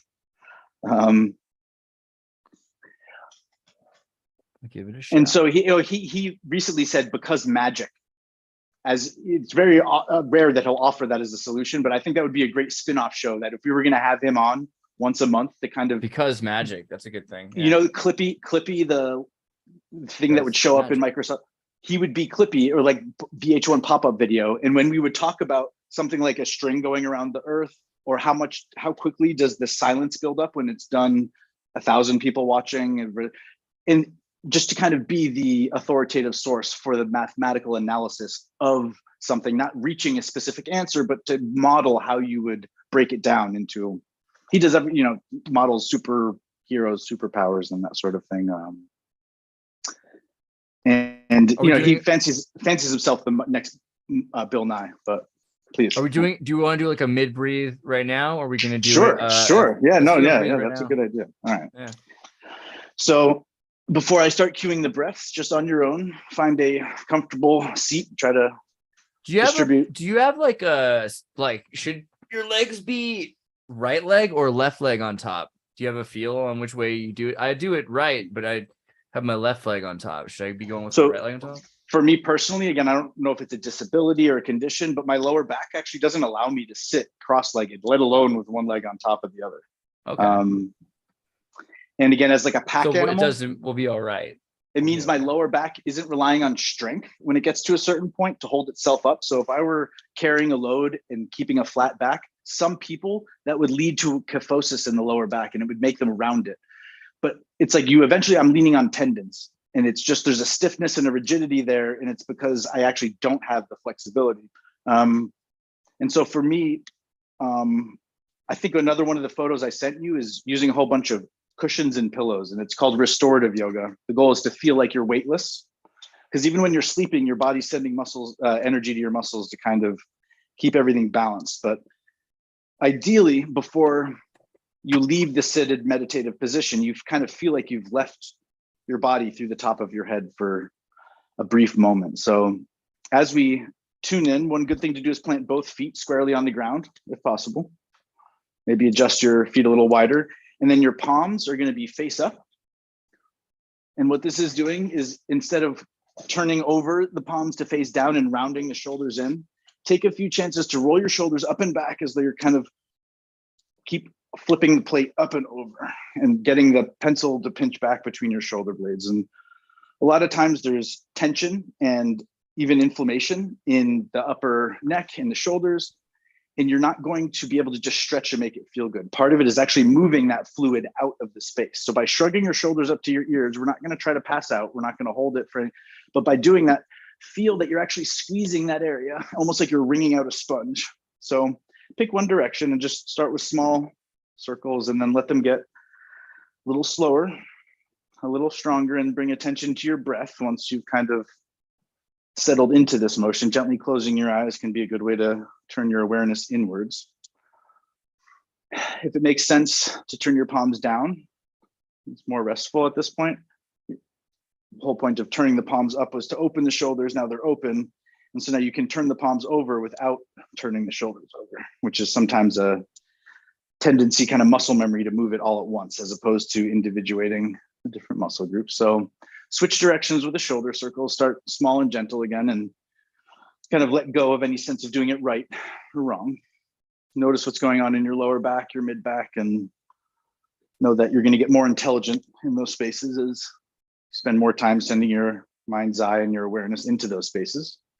If you really want to do yourself a favor, as you inhale, imagine sending positive, gentle, calm, healing energy into those spaces. And that might sound kind of frou-frou, but the placebo effect is a scientifically documented phenomenon, such that sometimes just by thinking that you're going to feel better and focusing some sort of internal resource that we have, it's deployed and it's received by the areas that need it. So after the shoulder rolls, what we're going to do is eventually, in 2 or 3 breaths, we're going to breathe together. And we're going to start with an exhale like we did last time, to avoid the sense of needing to start measuring out your breath now. And then are we taking a full inhale? So getting prepared to relax the shoulders as you exhale through the mouth, empty, empty, empty. And take 5 breaths together. Inhale through the nose. You can shrug the shoulders if you want to. And hold it at the top, shrug a little harder if you are shrugging. And then as you exhale through the mouth, maybe stick out the tongue as a way to kind of make lion face, like a little extra heat. Inhale through the nose for 3, shrug the shoulders if you want to. Hold the breath, squeeze it in the lungs for a moment, and then let it go through the mouth. And through the nose when you're ready. Filling up the upper lungs, the lower lungs, filling up the upper back, holding it for a moment, and then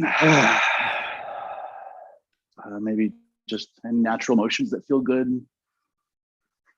Inhaling through the nose, one more here, all the way up to the top. Expand the rib cage, sipping a little more air. Sigh it out. And if you want one more breath on your own here, a little bit of silence, you can skip over it if this is boring, but 1 or 2 more.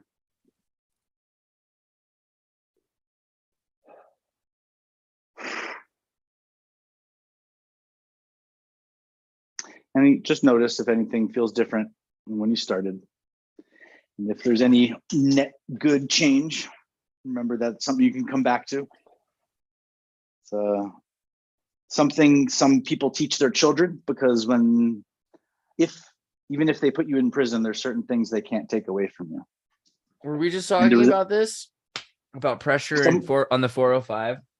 I was thinking about when I was driving, like my dad has high blood pressure and I don't. And it's literally because instead of getting angry in traffic, I think, oh, well, here's my chance to like focus on a little time on myself to make me feel more calm and better. You know what I mean? It's like a perfect moment to meditate and do breathing exercises all the time.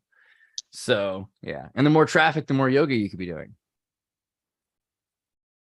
And right, if I really think about, if it's my goal to culture jam and hack your show, not in a way to subvert it or to undermine it in any way, but the real coup would be coming on here and doing a full hour of yoga, and we don't talk about I rocks definitely. or space or light, unless it's the light inside of us. Oh, or we the can't space do that, we can't do ADD yoga. We can't be like, okay, now downward facing dog. Like, oh, dude, the Order of the Pug was a kind of dog that was you. No, we're not gonna. Oh, and I always I'm wanted happy, to do yoga that permission way, to be though. ridiculous at all times, and Okay. it's the best yoga teachers that can walk in cold with people they've never met before. They're basically stand-up comedians, and they're walking around cracking jokes the whole time, self-effacing jokes, and then using that as a way to bridge the gap with humor. Because we're bending the way that the mainstream media bends the truth. Just bend as much as you can. And there are videos, whether it's the Grinch as the yoga teacher, or menopausal woman, and just it's like inhale a wasted marriage and exhale all of your potential. It's there are some pretty salty, cynical yoga videos out there. And one of my first ideas with YouTube was, how do I start like a clips channel where I'm curating what's cool? And there's that's a thing now, though, right? You found some weird thing that you can do clips now, because I saw you sent me a clip. That is a new feature. Yeah. And then what's interesting is it doesn't put them on a YouTube channel. It just allows you to share a very specific clip, which is nice and effective. Good job, HTML. Yeah, right. Yeah. Finally. But as far as monetizing it, no idea. But by putting it on my channel and it getting views, I hope that the only thing that happens is that the original producers of it get more money. One interesting thing, I had a friend who was on a YouTube sponsored show by Samsung and YouTube with Lele Pons, and she was getting hundreds of millions of views for all of her music videos that were coming out, like hundreds of millions of views. And then they release a show on her channel, and somehow no pop. Yeah. But they did eventually sell it to Hulu. But my friend was a contestant, and she was eliminated kind of halfway through. I say she was the only one that walked away a winner. She walked away and somehow had the presence of mind and the maturity and the poise and the class to smile and just be thankful that she had got. I said, the thing she said out loud, it's like you couldn't have scripted it any healthier way to process getting. Everyone else was disappointed or disputing something when they got kicked off the show, so they left a loser. Whereas somehow instinctually she knew to leave as a winner, and she did, in my opinion. But they sold it to Hulu, and no one gets any more money. No. So what? To me, that's it's a win, because then more people see the show, and then they go on. Yeah, but it might not be in the contract. But is that legal? I mean, again, that's like it's one thing. If I remember why too. Do you remember 2007 and 8 writers' strike, and Joss Whedon created the what's that show with Neil Patrick Harris as Dr. Horrible? I think it's called. Do you remember? Not How I Met Your Mother. Hold on. And by the way, thank you for this, guys. Go to the tartarynova.com. Go to tartarynova.com, join the Discord, get into the AI art category. So if you could do a quick juxtaposition of the two that I sent for this, but I'm just going to refill my water glass here. Well, I think before I completely deviate, though, what was I talking? Just remind me so I can go back. What was it? What was it? I said Jen Psaki as you said circle back. What was I going to go into, though? I forgot. I know, right? Half a click back. We were gone. diving from swan position into reverse cat, and then into scorpion. Yeah. It is what it is. Well, we were going to. You just talked about it. No, this is the chat. This is where the chat can help out, right? Yeah, chat, guys. If you can remember, you're better than anybody. Because I just right before this Tartary Nova thing, I was going to talk about something. I don't know if I didn't give any sort of. When you see the best move, the best pose, or the best thing you can do in hot yoga is you take your water, and when the teacher's not looking, you do this. Oh yeah. Literally dump it over here. Don't let them see that, because the teacher ends up cleaning the classroom is usually the thing. It's a carpeted floor in Bikram. Isn't that great? The thing is here, guys, if you go into the AI art, you can type in /imagine, and then and there's actually like 6 different AI bots now. TechSpread can help you. And that's the best part. I being a complete Luddite, went into this section on the Discord and thought I was talking to real people that were coaching me through the process of using the AI bot. But I think it was either some very friendly people that were available to facilitate this use. But it took me a few tries, but I got it. Yeah, a little bit of both. There's some humans and there's some very kind bots, but you type in the content that would be posted on band.video if it were not squatted upon by Alex Jones of NymfoWars. That turned out pretty well.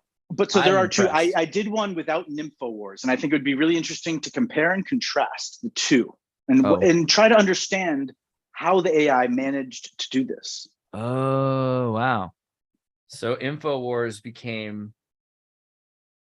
wow. And also interesting that they let you put in InfoWars, because InfoWars. And one thing that the format, so these U's and V's underneath, I didn't know what they meant originally, but what you can do, it's produced 4 varieties, and you can create a high definition version of each one, and it actually adds detail as it creates it. But then you can do another 4, a set of 4 as a spin-off of one. Right.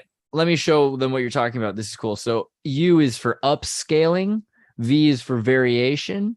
So you get 4 pictures. You can upscale all 4, or you can get variations of all 4. You can pick which one, 1, 2, 3, 4. If you remember your quadratics planes, that's the way it works. But so the difference between, well, so the point on one hand, answer the question, what do you think, Andreas, would be posted? Again, maybe it's the unspeakable, but.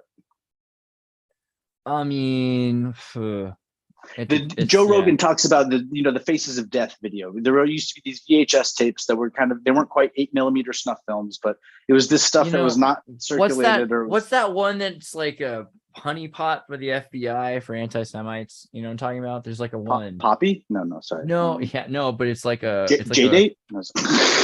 There's like a thing though. There's like one of those things, and it's basically like we don't need to say the name, but it is some kind of a horrible site, and it's freedom of speech for people that are just really jerks. And I've seen this happen on Matrix Protocol. Was that as well. Rumble?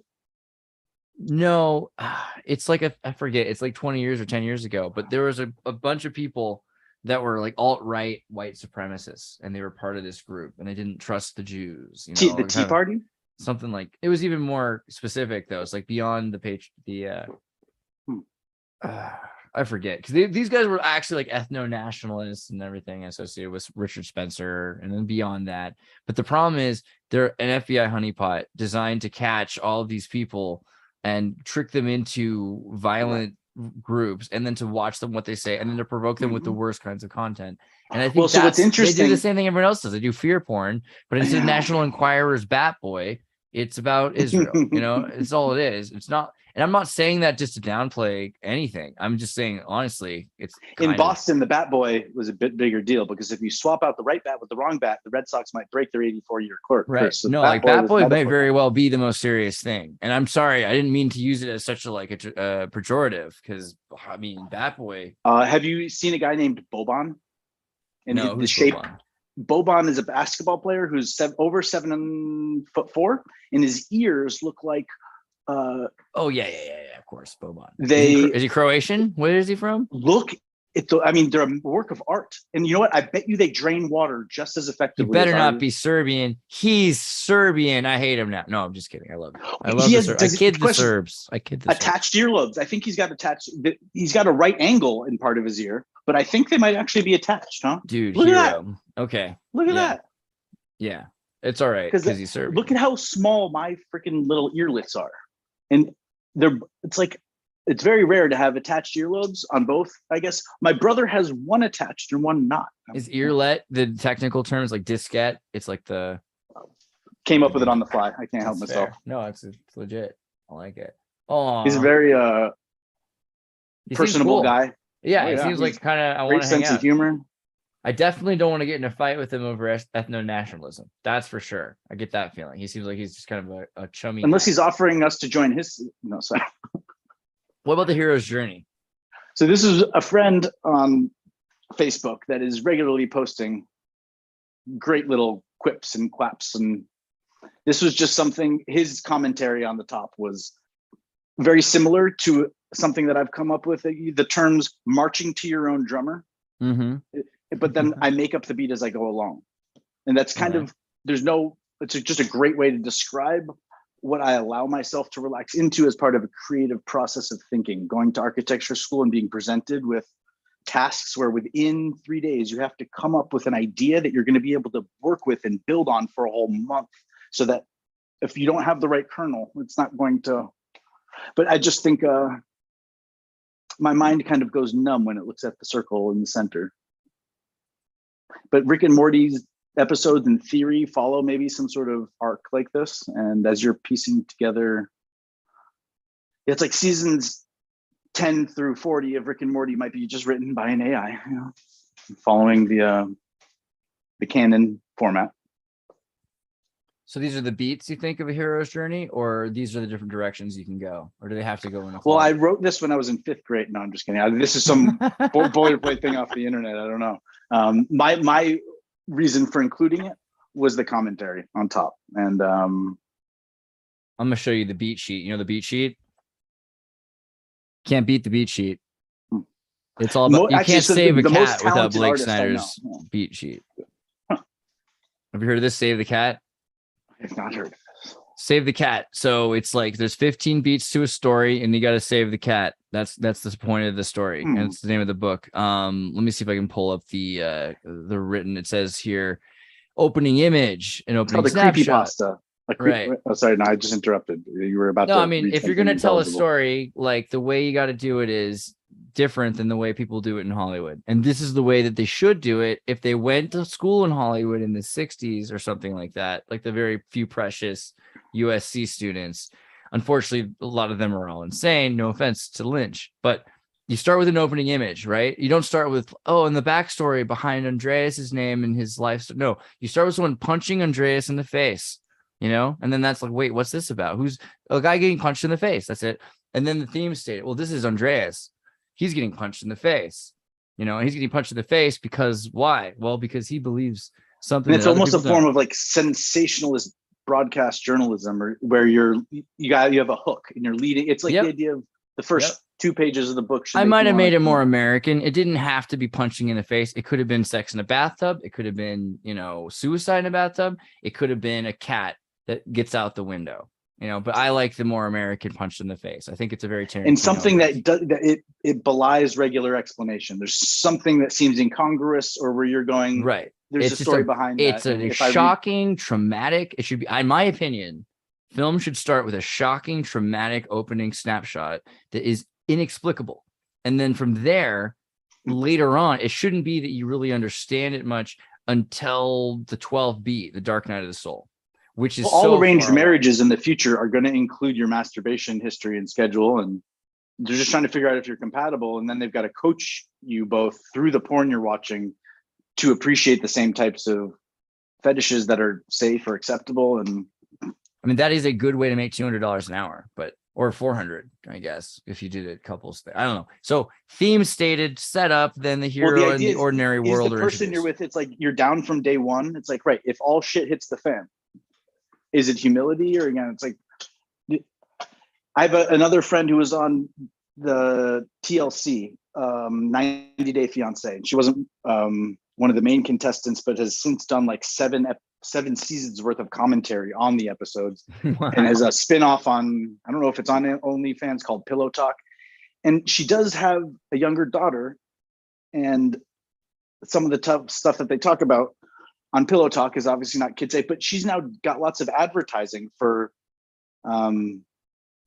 vibrators, kind of new, well, you can call them medical devices, actually. But how would you feel about me bringing her on? And then, right, she's not demonstrating, she's fully clothed or anything, but she's just great at talking to the camera. And electromessa. I think that's how you and it's just so she's comes from a Cuban family. She doesn't take shit from anybody, and at the same time she has a great softness and warmth about her. And in a day and age where men especially are very afraid to broach that, they'll maybe do it for the sake of humor, but trying to make a point about anything to do with the female body is kind of, it's like pick your battles sort of thing. Or no, I mean, I'm for it. I had a friend whose dad made a decent amount of money because he bought the rights to the name Paris Hilton to put in front of his hairstyler product. And so he made the Paris Hilton hair straightener, I think it's called, straighteners. And we did a commercial for it one time. It was, this is it. I remember it. It was so great. And so but how are you supposed to feel when your 12-year-old daughter is using the Paris Hilton hair straightener and That came up for sure. The way we did it though was his son, who's my friend, had hair, he's Jewish and had like amazing afro hair, like beyond anything. It's called a Jufro. Correct. I'm sorry.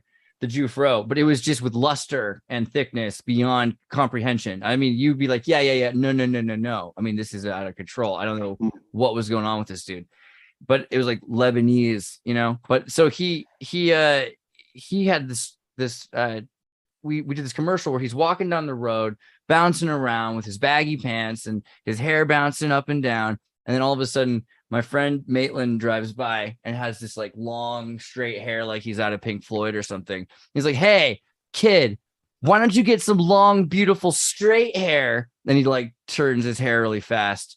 And then the kid just like instantly goes home and gets the hair straightener. And as he holds it, his hair turns straight in his hands. And they didn't like that commercial as much as they wanted just Paris Hilton. You could tell in high school, eventually you knew the hairstyles of, I was able to tease this out just through watching over time and observe people watching. There were certain girls that had, or young women that had fried hair because they only used, it wasn't too high a temperature setting. Is that finally, like there was actually a guy at Target who had like minerals in this one. Sideshow Bob, and it was actually the cheapest shampoo in there. It was called Can 2, and it's like, right, can redheads also have beautiful, luscious, voluminous, curly hair that you don't even need to think about? You can just, it's like, yeah, I can too. You cannot, can too, and JP Sears, again, my internet guru from day one, his hair, man, it's getting fried, dude. And I think he was always joking. He was always drinking kombucha. And one of my friends, we went to one of his shows and he's like, dude, I can get you a kombucha sponsorship. And JP's all whatever. But it's like he tours the country. I know he works hard for his money and it's fun to tour. He's like, that's too much of a commitment. But you could double the amount you make on the tour by carrying a bottle. Yeah. Put a One sticker time on I your brought forehead. we brought a bottle of kombucha to Burning Man, and then by the end of the week it was like super powered kombucha, and I was like, I don't know if it's good to drink kombucha that you fester to the back of a Honda Element during a 50,000 person desert festival. What sells online is makeup. And products that people buy over and over again, and once they have a brand, they stick to it. Especially if it's acceptable when you travel. Some places they're restrictive. You know what they should do? And I've been thinking maybe this is a Santa Cruz thought: animal makeup tested on humans.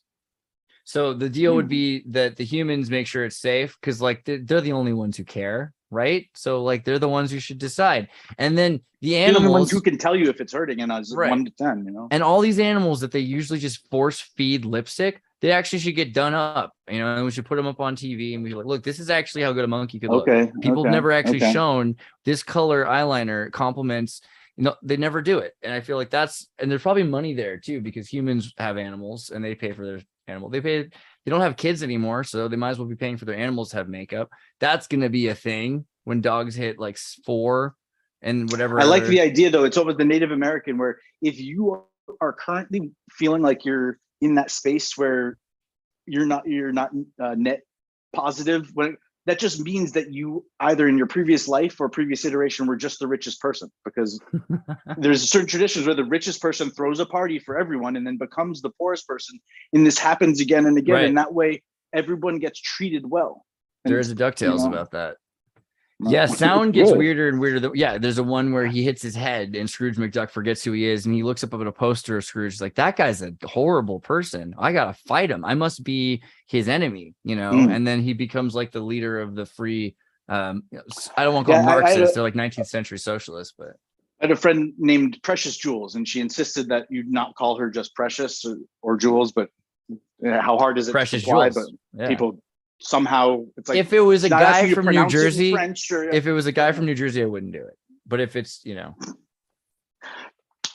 how would you know? That thing, I always had this idea, if an officer comes by and asks me, did you see someone going this way? What were they wearing, man or woman?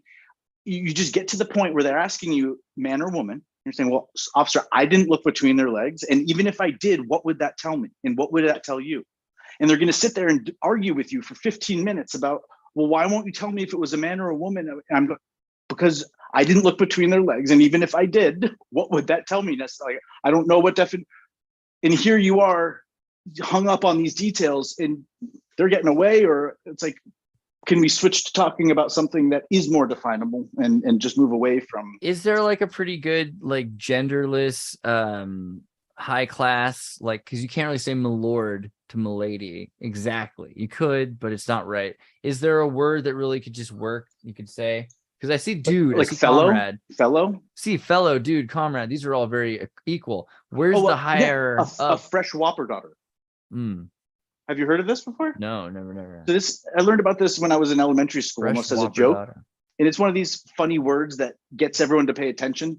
You get kind of geek. But so there's a freshman, but then man. So then you get fresh woman, but you still man. So fresh person. Oh, but now we have son. So freshman, woman, person, daughter, fresh whopper daughter. And that was what they wanted to be called. That definitely sounds dirty, though. It's like a line from that Sally, that girl. She's a serious whopper daughter. I don't know. A fresh whopper daughter, yeah. Your fresh whopper daughter. I don't know. I fresh whopper sounds delicious to me. Gotta be careful with that stuff. I stick to the quinoa. We are deep in it. I think we're about like 2.5 hours. Is there anything you want to make sure that we cover? I can just read through the list of coincidences. Oh, maybe. See? Oh, and also compare and contrast the two AI images. There's something really interesting to tease out here that's pretty quick. If you, we don't need to play the guessing game. Oh, the AI. I think I closed them, but I can go back. Hold on. Where are they at? No, it's so far away, dog. I'm sorry. I can read. Oh, with the Alex Stein clip I sent you from your own podcast, maybe just 10 seconds. But we can always save it till next time. What that means is I'm being invited back. So that's true. Don't get frantic here. Yeah. I don't know if you can hear. Can you hear this? No sound right now. Yeah, I don't think it's going to let you play the sound. We've been having. I'm not able to do that for some reason yet. So, but look in the upper right-hand corner there. That's what it says. Okay, if you watch clips, then this is how it's very easy for me. I have full control over these cats. They listen to me. They follow me. Yeah, they now actually are all signs. So he was actually talking about his cats and how he could put them around his neck. But I clipped it in such a way where it looks like he's talking about you guys. Got it. And his dad, the thing is, from what I understand, his dad's a bail bondsman or in the loan. Stein, Alex? Yeah. Alex's dad, he never knew his dad.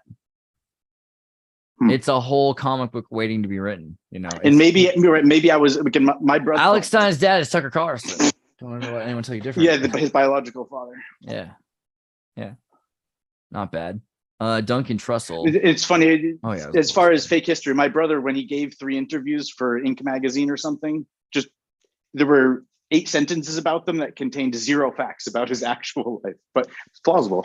So the title of this list, the idea is if something happens, if you stub your toe on something and then you look up and your name is written in the sky, like that's a pretty rare occurrence. So that would be closer to the 10 end of the spectrum than the 0. And coincidences, I think the joke is perhaps, and play on the idea of divinity at the end, is a coincidence a miracle? And can you decide to see it that way without assigning particular self-importance, but when you start negative, so the idea is if you only knew how naive you were, if you're seeing a mathematical correlation, you're going, wow, you tell your friend, did you know that an acorn fell from the tree today? It's like, So like at that point, I won't try to apply this to modern day circumstances because I'm going to be belittling someone's point of view. But the idea is that's a -1. So then you go to 0, scale 0 is go home. And so the phrase from high school was, you're fired, go home. It's like if someone made a bad joke so go home, take neither the red pill nor the blue pill. I mean, it's like, so now if something is like, you're bringing it to me as a 10 and I'm saying it's actually a 1. It's all right. And at that level, something is greater than you're super naive, but whatever this is inevitable, and it kind of can be seen through simple math. I'm trying to think. These are perhaps strategies I use to dial back the pattern recognition software when I'm trying to edit out the pieces that are too much of a reach, so to speak. Now, level 2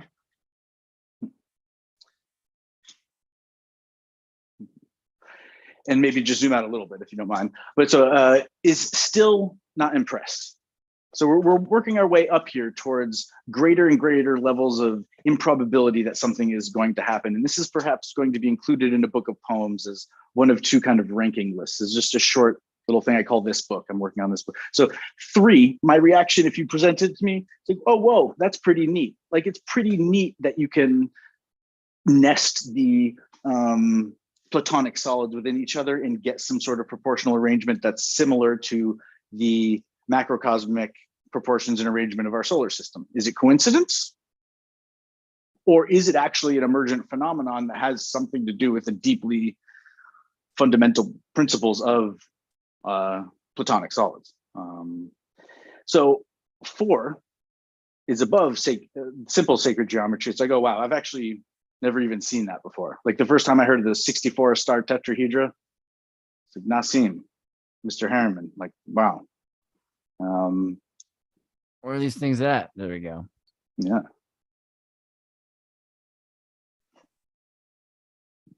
And so if you're going to make a teachable moment out of that at home, if you're watching with family or friends and they don't know what Platonic solids are, they thought you were talking about whether the shapes fit inside each other or not, so to speak. I think that's Plutonic as opposed to Platonic. Or so next level above, I've never even seen that before, is mind totally blown. Like, holy crap, what is that? And the comparison I make is that it is like good magic, but still kind of understanding that when you see it, even though your mind is blown in that someone pulled off a good magic trick in front of you, it's not the first or last time. It's like David Blaine showed up and you know he's done this before, but somehow the frog comes out of his mouth with the card rolled up and stuffed up inside. Who knows? Dude, David Blaine. That's a hole. That's a rabbit hole in an iceberg. My God. Someone who bears their soul after the artistic performance art that they put on. I mean, I feel like you can blame most of his powers on the devil, but like really it all comes down to a girl. It almost always does, doesn't it? I feel like, right? That's why. And a willingness to use his body as a vehicle. Oh, yeah. That's for sure. All right. The feeling of not breathing for a long time because you got oxygen and yeah, dude, people, please don't become addicted to not breathing. It's weird how this becomes a thing. I've had some friends who are really into deep diving. A friend of mine in high school who died, who's like a pretty good surfer, who was into free diving. And now when he's encasing himself in ice or not breathing, he's relying on his own sense and his ability of his crew to rescue him in the event that something bad happens. The most emotionally charged stunt or trick that I saw him pull off was when he was going up in these balloons that I think were actually evacuating. I think they created some sort of really high strength polymer where instead of filling something with gas, you can actually evacuate it and make it lighter than air. Separate issue. See, maybe that's what's going on. I think he's just thinking to him. Yeah, he's like, and watched him float up into and come back. And, they're monitoring his blood, oxygen levels, all that stuff. And outside of his own decision, he's thinking to himself, he's like, I'll show her. That's what he's thinking. No, but again, what it shows to me is the huge amount of faith and trust he has in the crew, not just, again, to execute something small, but right, they're tracking weather and wind patterns and relying on the information that they're actually getting to be accurate and not sabotaging the project. And I think he's also just willing to die. I mean, it just feels like he's... When he walks into the room, you know that everything on your phone is either gone or he has a copy of it. And he does this when he goes into Rogan and they're like, no, I've got all my settings shut off. And he looks at them and he's like, do you? And is he bluffing? It's like, and again, is it him that's doing it? Does he knows that it happens around him a lot. Dude, he kind of looks like Michael Knowles, you know what I mean? I don't know. That's my thought, but okay. But he got very overweight and then again was using food as medicine. That was his TED talk where he bared his soul. I think he was even still overweight at the time that he gave it. And me, myself, I've gained probably 2 stone. Actually, I don't even know what, 20, 30 pounds. And that is a way better way to measure. I'm gonna start measuring in stone so I feel better too. Why measure by the pound? Alex Stein, he said, I heard him say he wanted to get liposuction, dude.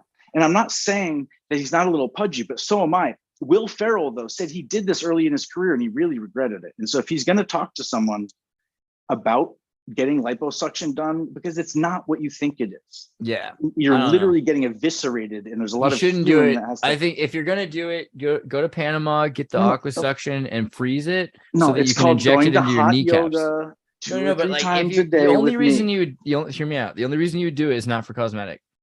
You do it so that you have some fat for in 50, 60 years to inject into your kneecaps. You freeze it. It's the only reason that you should ever consider it. It's not so that you look good. You should probably But I look would funny imagine after maybe that. I would stem imagine. cells or yeah. Yeah, but that's more expensive and it's better to use your own fat. And Well, that's how you pay for your healthcare nowadays. inject Is it in with your shoulders it's with and knees. synovial fluid. It's not, you don't have to make a sperm donation or an egg donation if you want to stay at the hospital for a month, but they will take some of your knee fluid if you offer it. Inject your fat into your knee fluid and your shoulders. Well, the trainers for the professional athletes get really grouchy if they have pain, and they don't like to have pain. So yeah, I imagine that seems fair. so here we are at Sorry. level 5, or let's see. Alex Stein shirtless was a pretty fun detour, but yeah.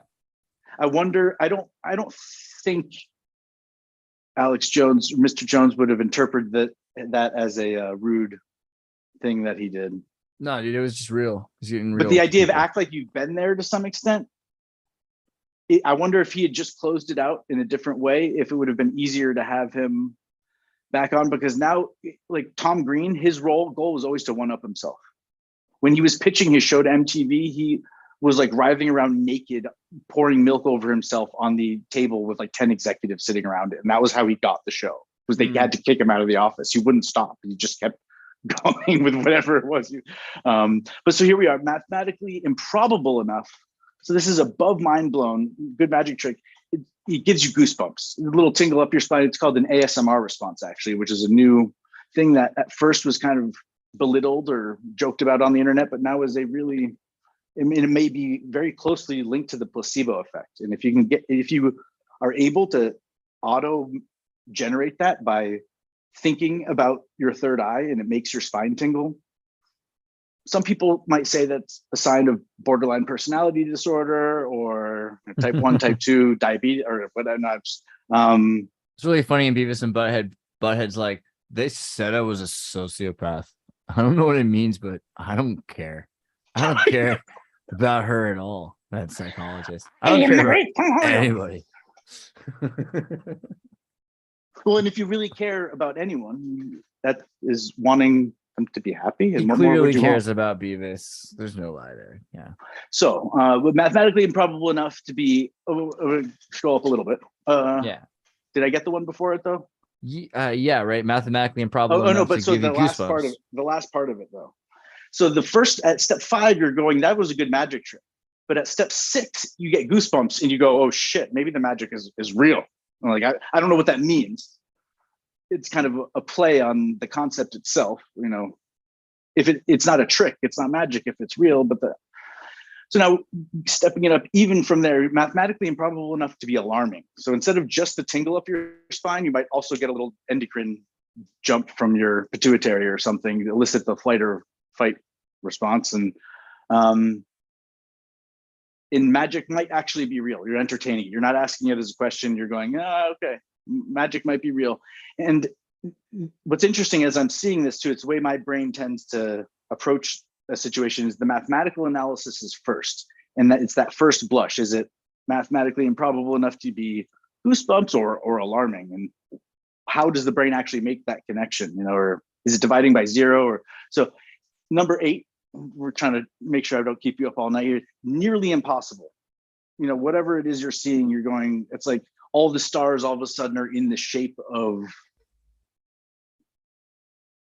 the American flag. Who knows? And now here is where I blaspheme, and all the local churches that are keeping track of the people in the neighborhood think that I'm a Satan worshiper, which I'm not. I don't belong to any particular church, but it's actually a reference to a literary concept, and that's how I'm going to try to diffuse the blaspheme and say that I'm referencing Nietzsche and how his statement that God is dead in and of itself is a statement that God was alive and that God could die.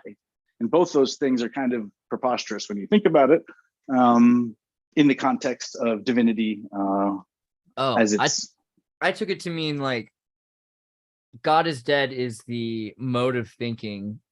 God is dead is the zeitgeist, the current spirit of the times, right? We believe that we understand that there's no God, we have a science. And then, of course, the question is, or God never died. In other words, God might actually be the question. And it's like the barrier, right? You haven't broken through to level 9 and 10 yet. You're still all these other. It's nearly impossible. Okay, magic is real, and it's probably you're looking at it going, that might be the first and last time that ever happened. OT9 seems very flat earthy. You're like, all of a sudden everything is improbable, and you have to re-question it all. Right? Impossible. Yeah. And then boom.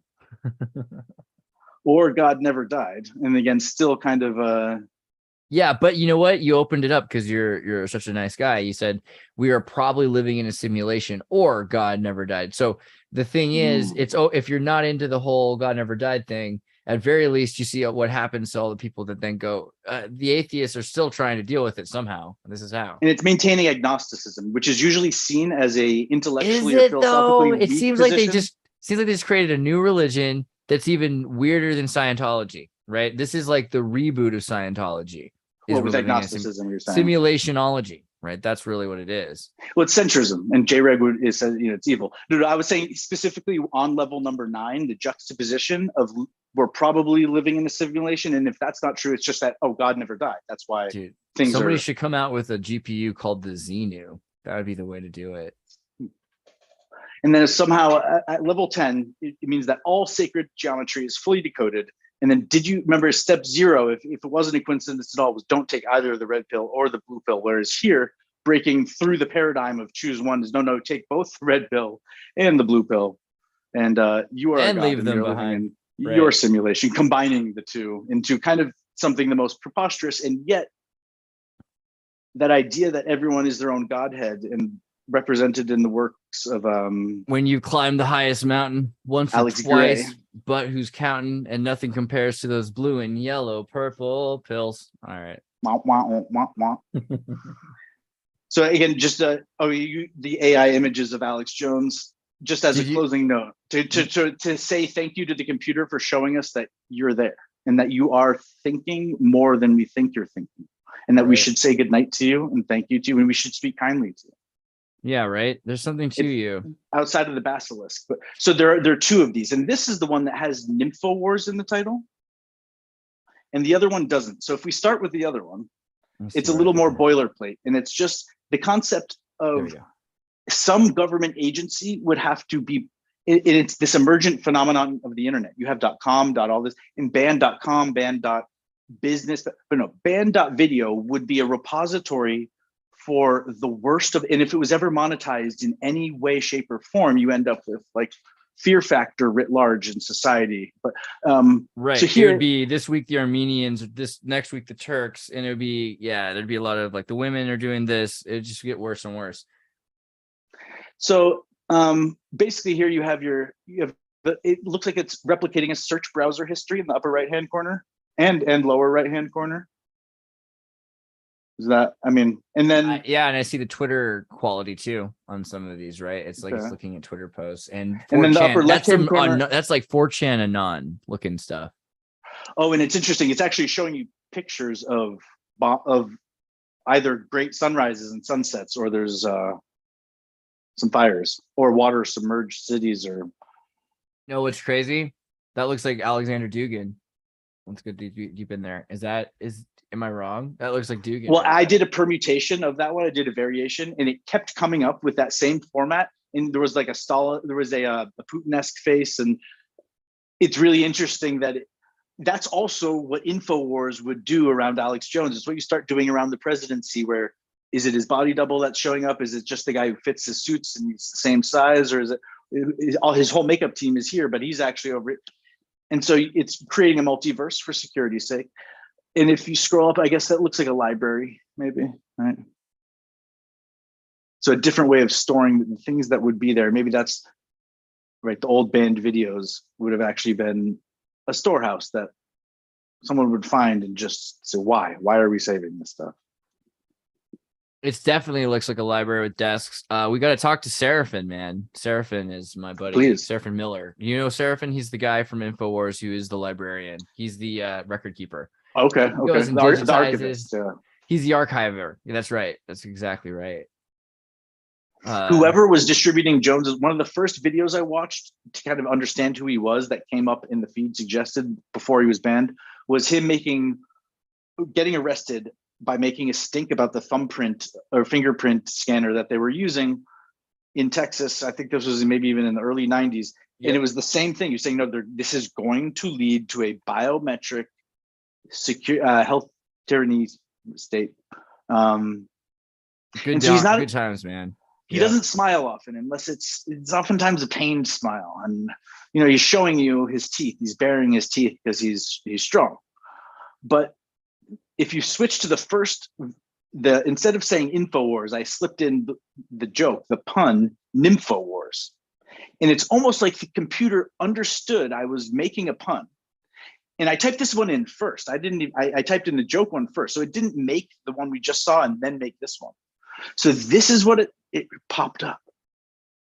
And it got Alex Jones smirking. And now when I asked it to make a picture of Stephen Colbert and Alex Jones in the stocks in a debate or something, moderated by TJ Miller, Colbert's face showed up just fine. It's almost like it knew Alex Jones was censored and it would wipe his face clean, like with this strange paintbrush effect. And it may have been the arrangement of the sentence, it may not. But I mean, not that that's a spot on likeness of him, but it does exude. If he was, right. I've never seen him with a shit-eating grin on his face, so to speak, unless he's, but not quite that big. Certain guests or his goes wider when he's feeling his oats, and that's again, it's oration burns a lot of calories, especially extemporaneous thinking, let alone talking, burns a lot of calories, dehydrates. But that's Bert Kreischer in a Alex Jones mask, isn't that cool? No, he's a beautiful man. That's for sure.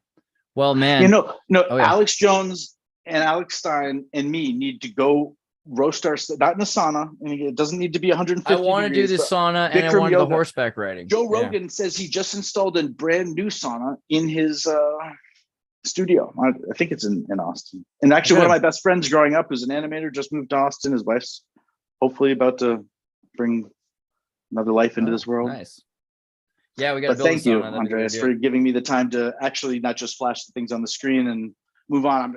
I think that's we still got to do next time. Let's talk about the central bank more. I want to do a dive into Andrew Jackson's central bank, the Federal Reserve, the new bank, the old bank, and kind of what's going on with the British pound a little bit more, because the more I look into that, I mean, we're not there yet, obviously, but what that looked like with the bonds is they're gonna probably create, without telling people, the new pound, which will then the old pounds will be collected physically.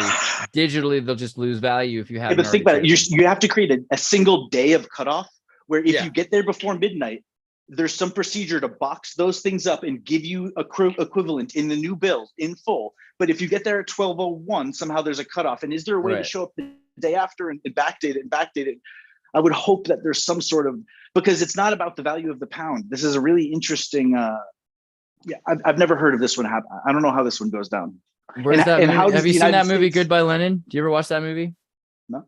I recommend this movie to anybody. I don't know if it's dubbed. I think it's there's probably a dub, but the English subtitles are there. It's an East German kid who 89, 91, the wall comes down, etc. But while it's happening, his mother's in a coma. And when she wakes up, the doctor's like, you can't shock her. Don't let her know that the walls come down. So he has to kind of pretend that everything is the way it's been. But the main thing is the mother hid the money and to figure out where she hid the money. And of course, the money was in the old furniture that they got rid of when the West German furniture.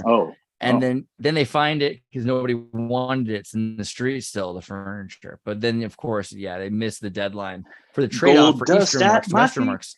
And it was not 1-to-1. It was 50-to-1. And even then, they didn't get it because they missed the cutoff date. So, because most people couldn't find their squirreled away marks, which were just kind of booning them anyway. Like, obviously, it wasn't worth anything. They just absorbed. See, I know there's certain laws that the United States has on the books where we can't update our currency.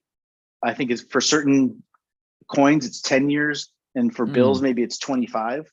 And I don't know what the rules are about making the old ones expired. I don't know that that ever happened.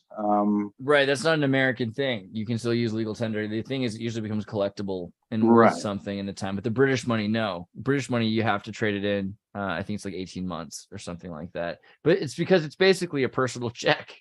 You know what I mean? You got to use that check while the British family sold. Well, what's interesting, when you think about an underground economy, usually you're talking about an illicit black market. No, it's like literally there's a bunker, a multi-layer bunker, and they have money and they're using it down there. But also islands. They can't get a fresh shipment because their main safe door is only programmed to open every 10 years. Some of the best underground economies are just Caribbean islands. Trees. They're under shade. You know what I mean? Palm trees. It's nice. Columbus sailed the ocean blue, and sailed used to mean flying. He really sailed on. Anyways. Well, bro, I'll see you next time. And guys, get into the Discord and join us in another conversation because it never ends. And I'll see you tomorrow. And go watch that Alex Stein clip. Yeah. Peace. Peace.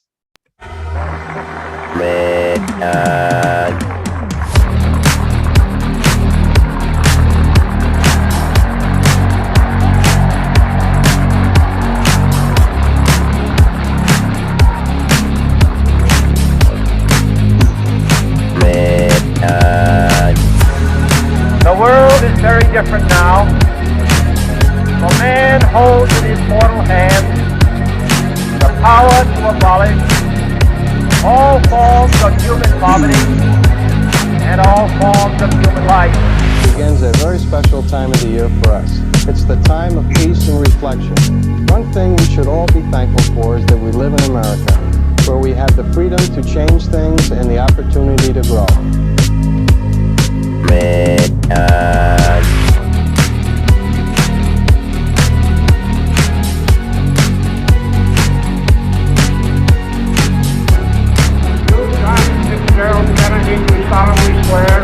I, John Fitzgerald Kennedy, do solemnly swear That you will faithfully execute the office of President of the United States. that I will faithfully execute the office of President of the United States And will, to the best of your ability, and will, to the best of my ability, preserve, protect, and defend the Constitution of the United States.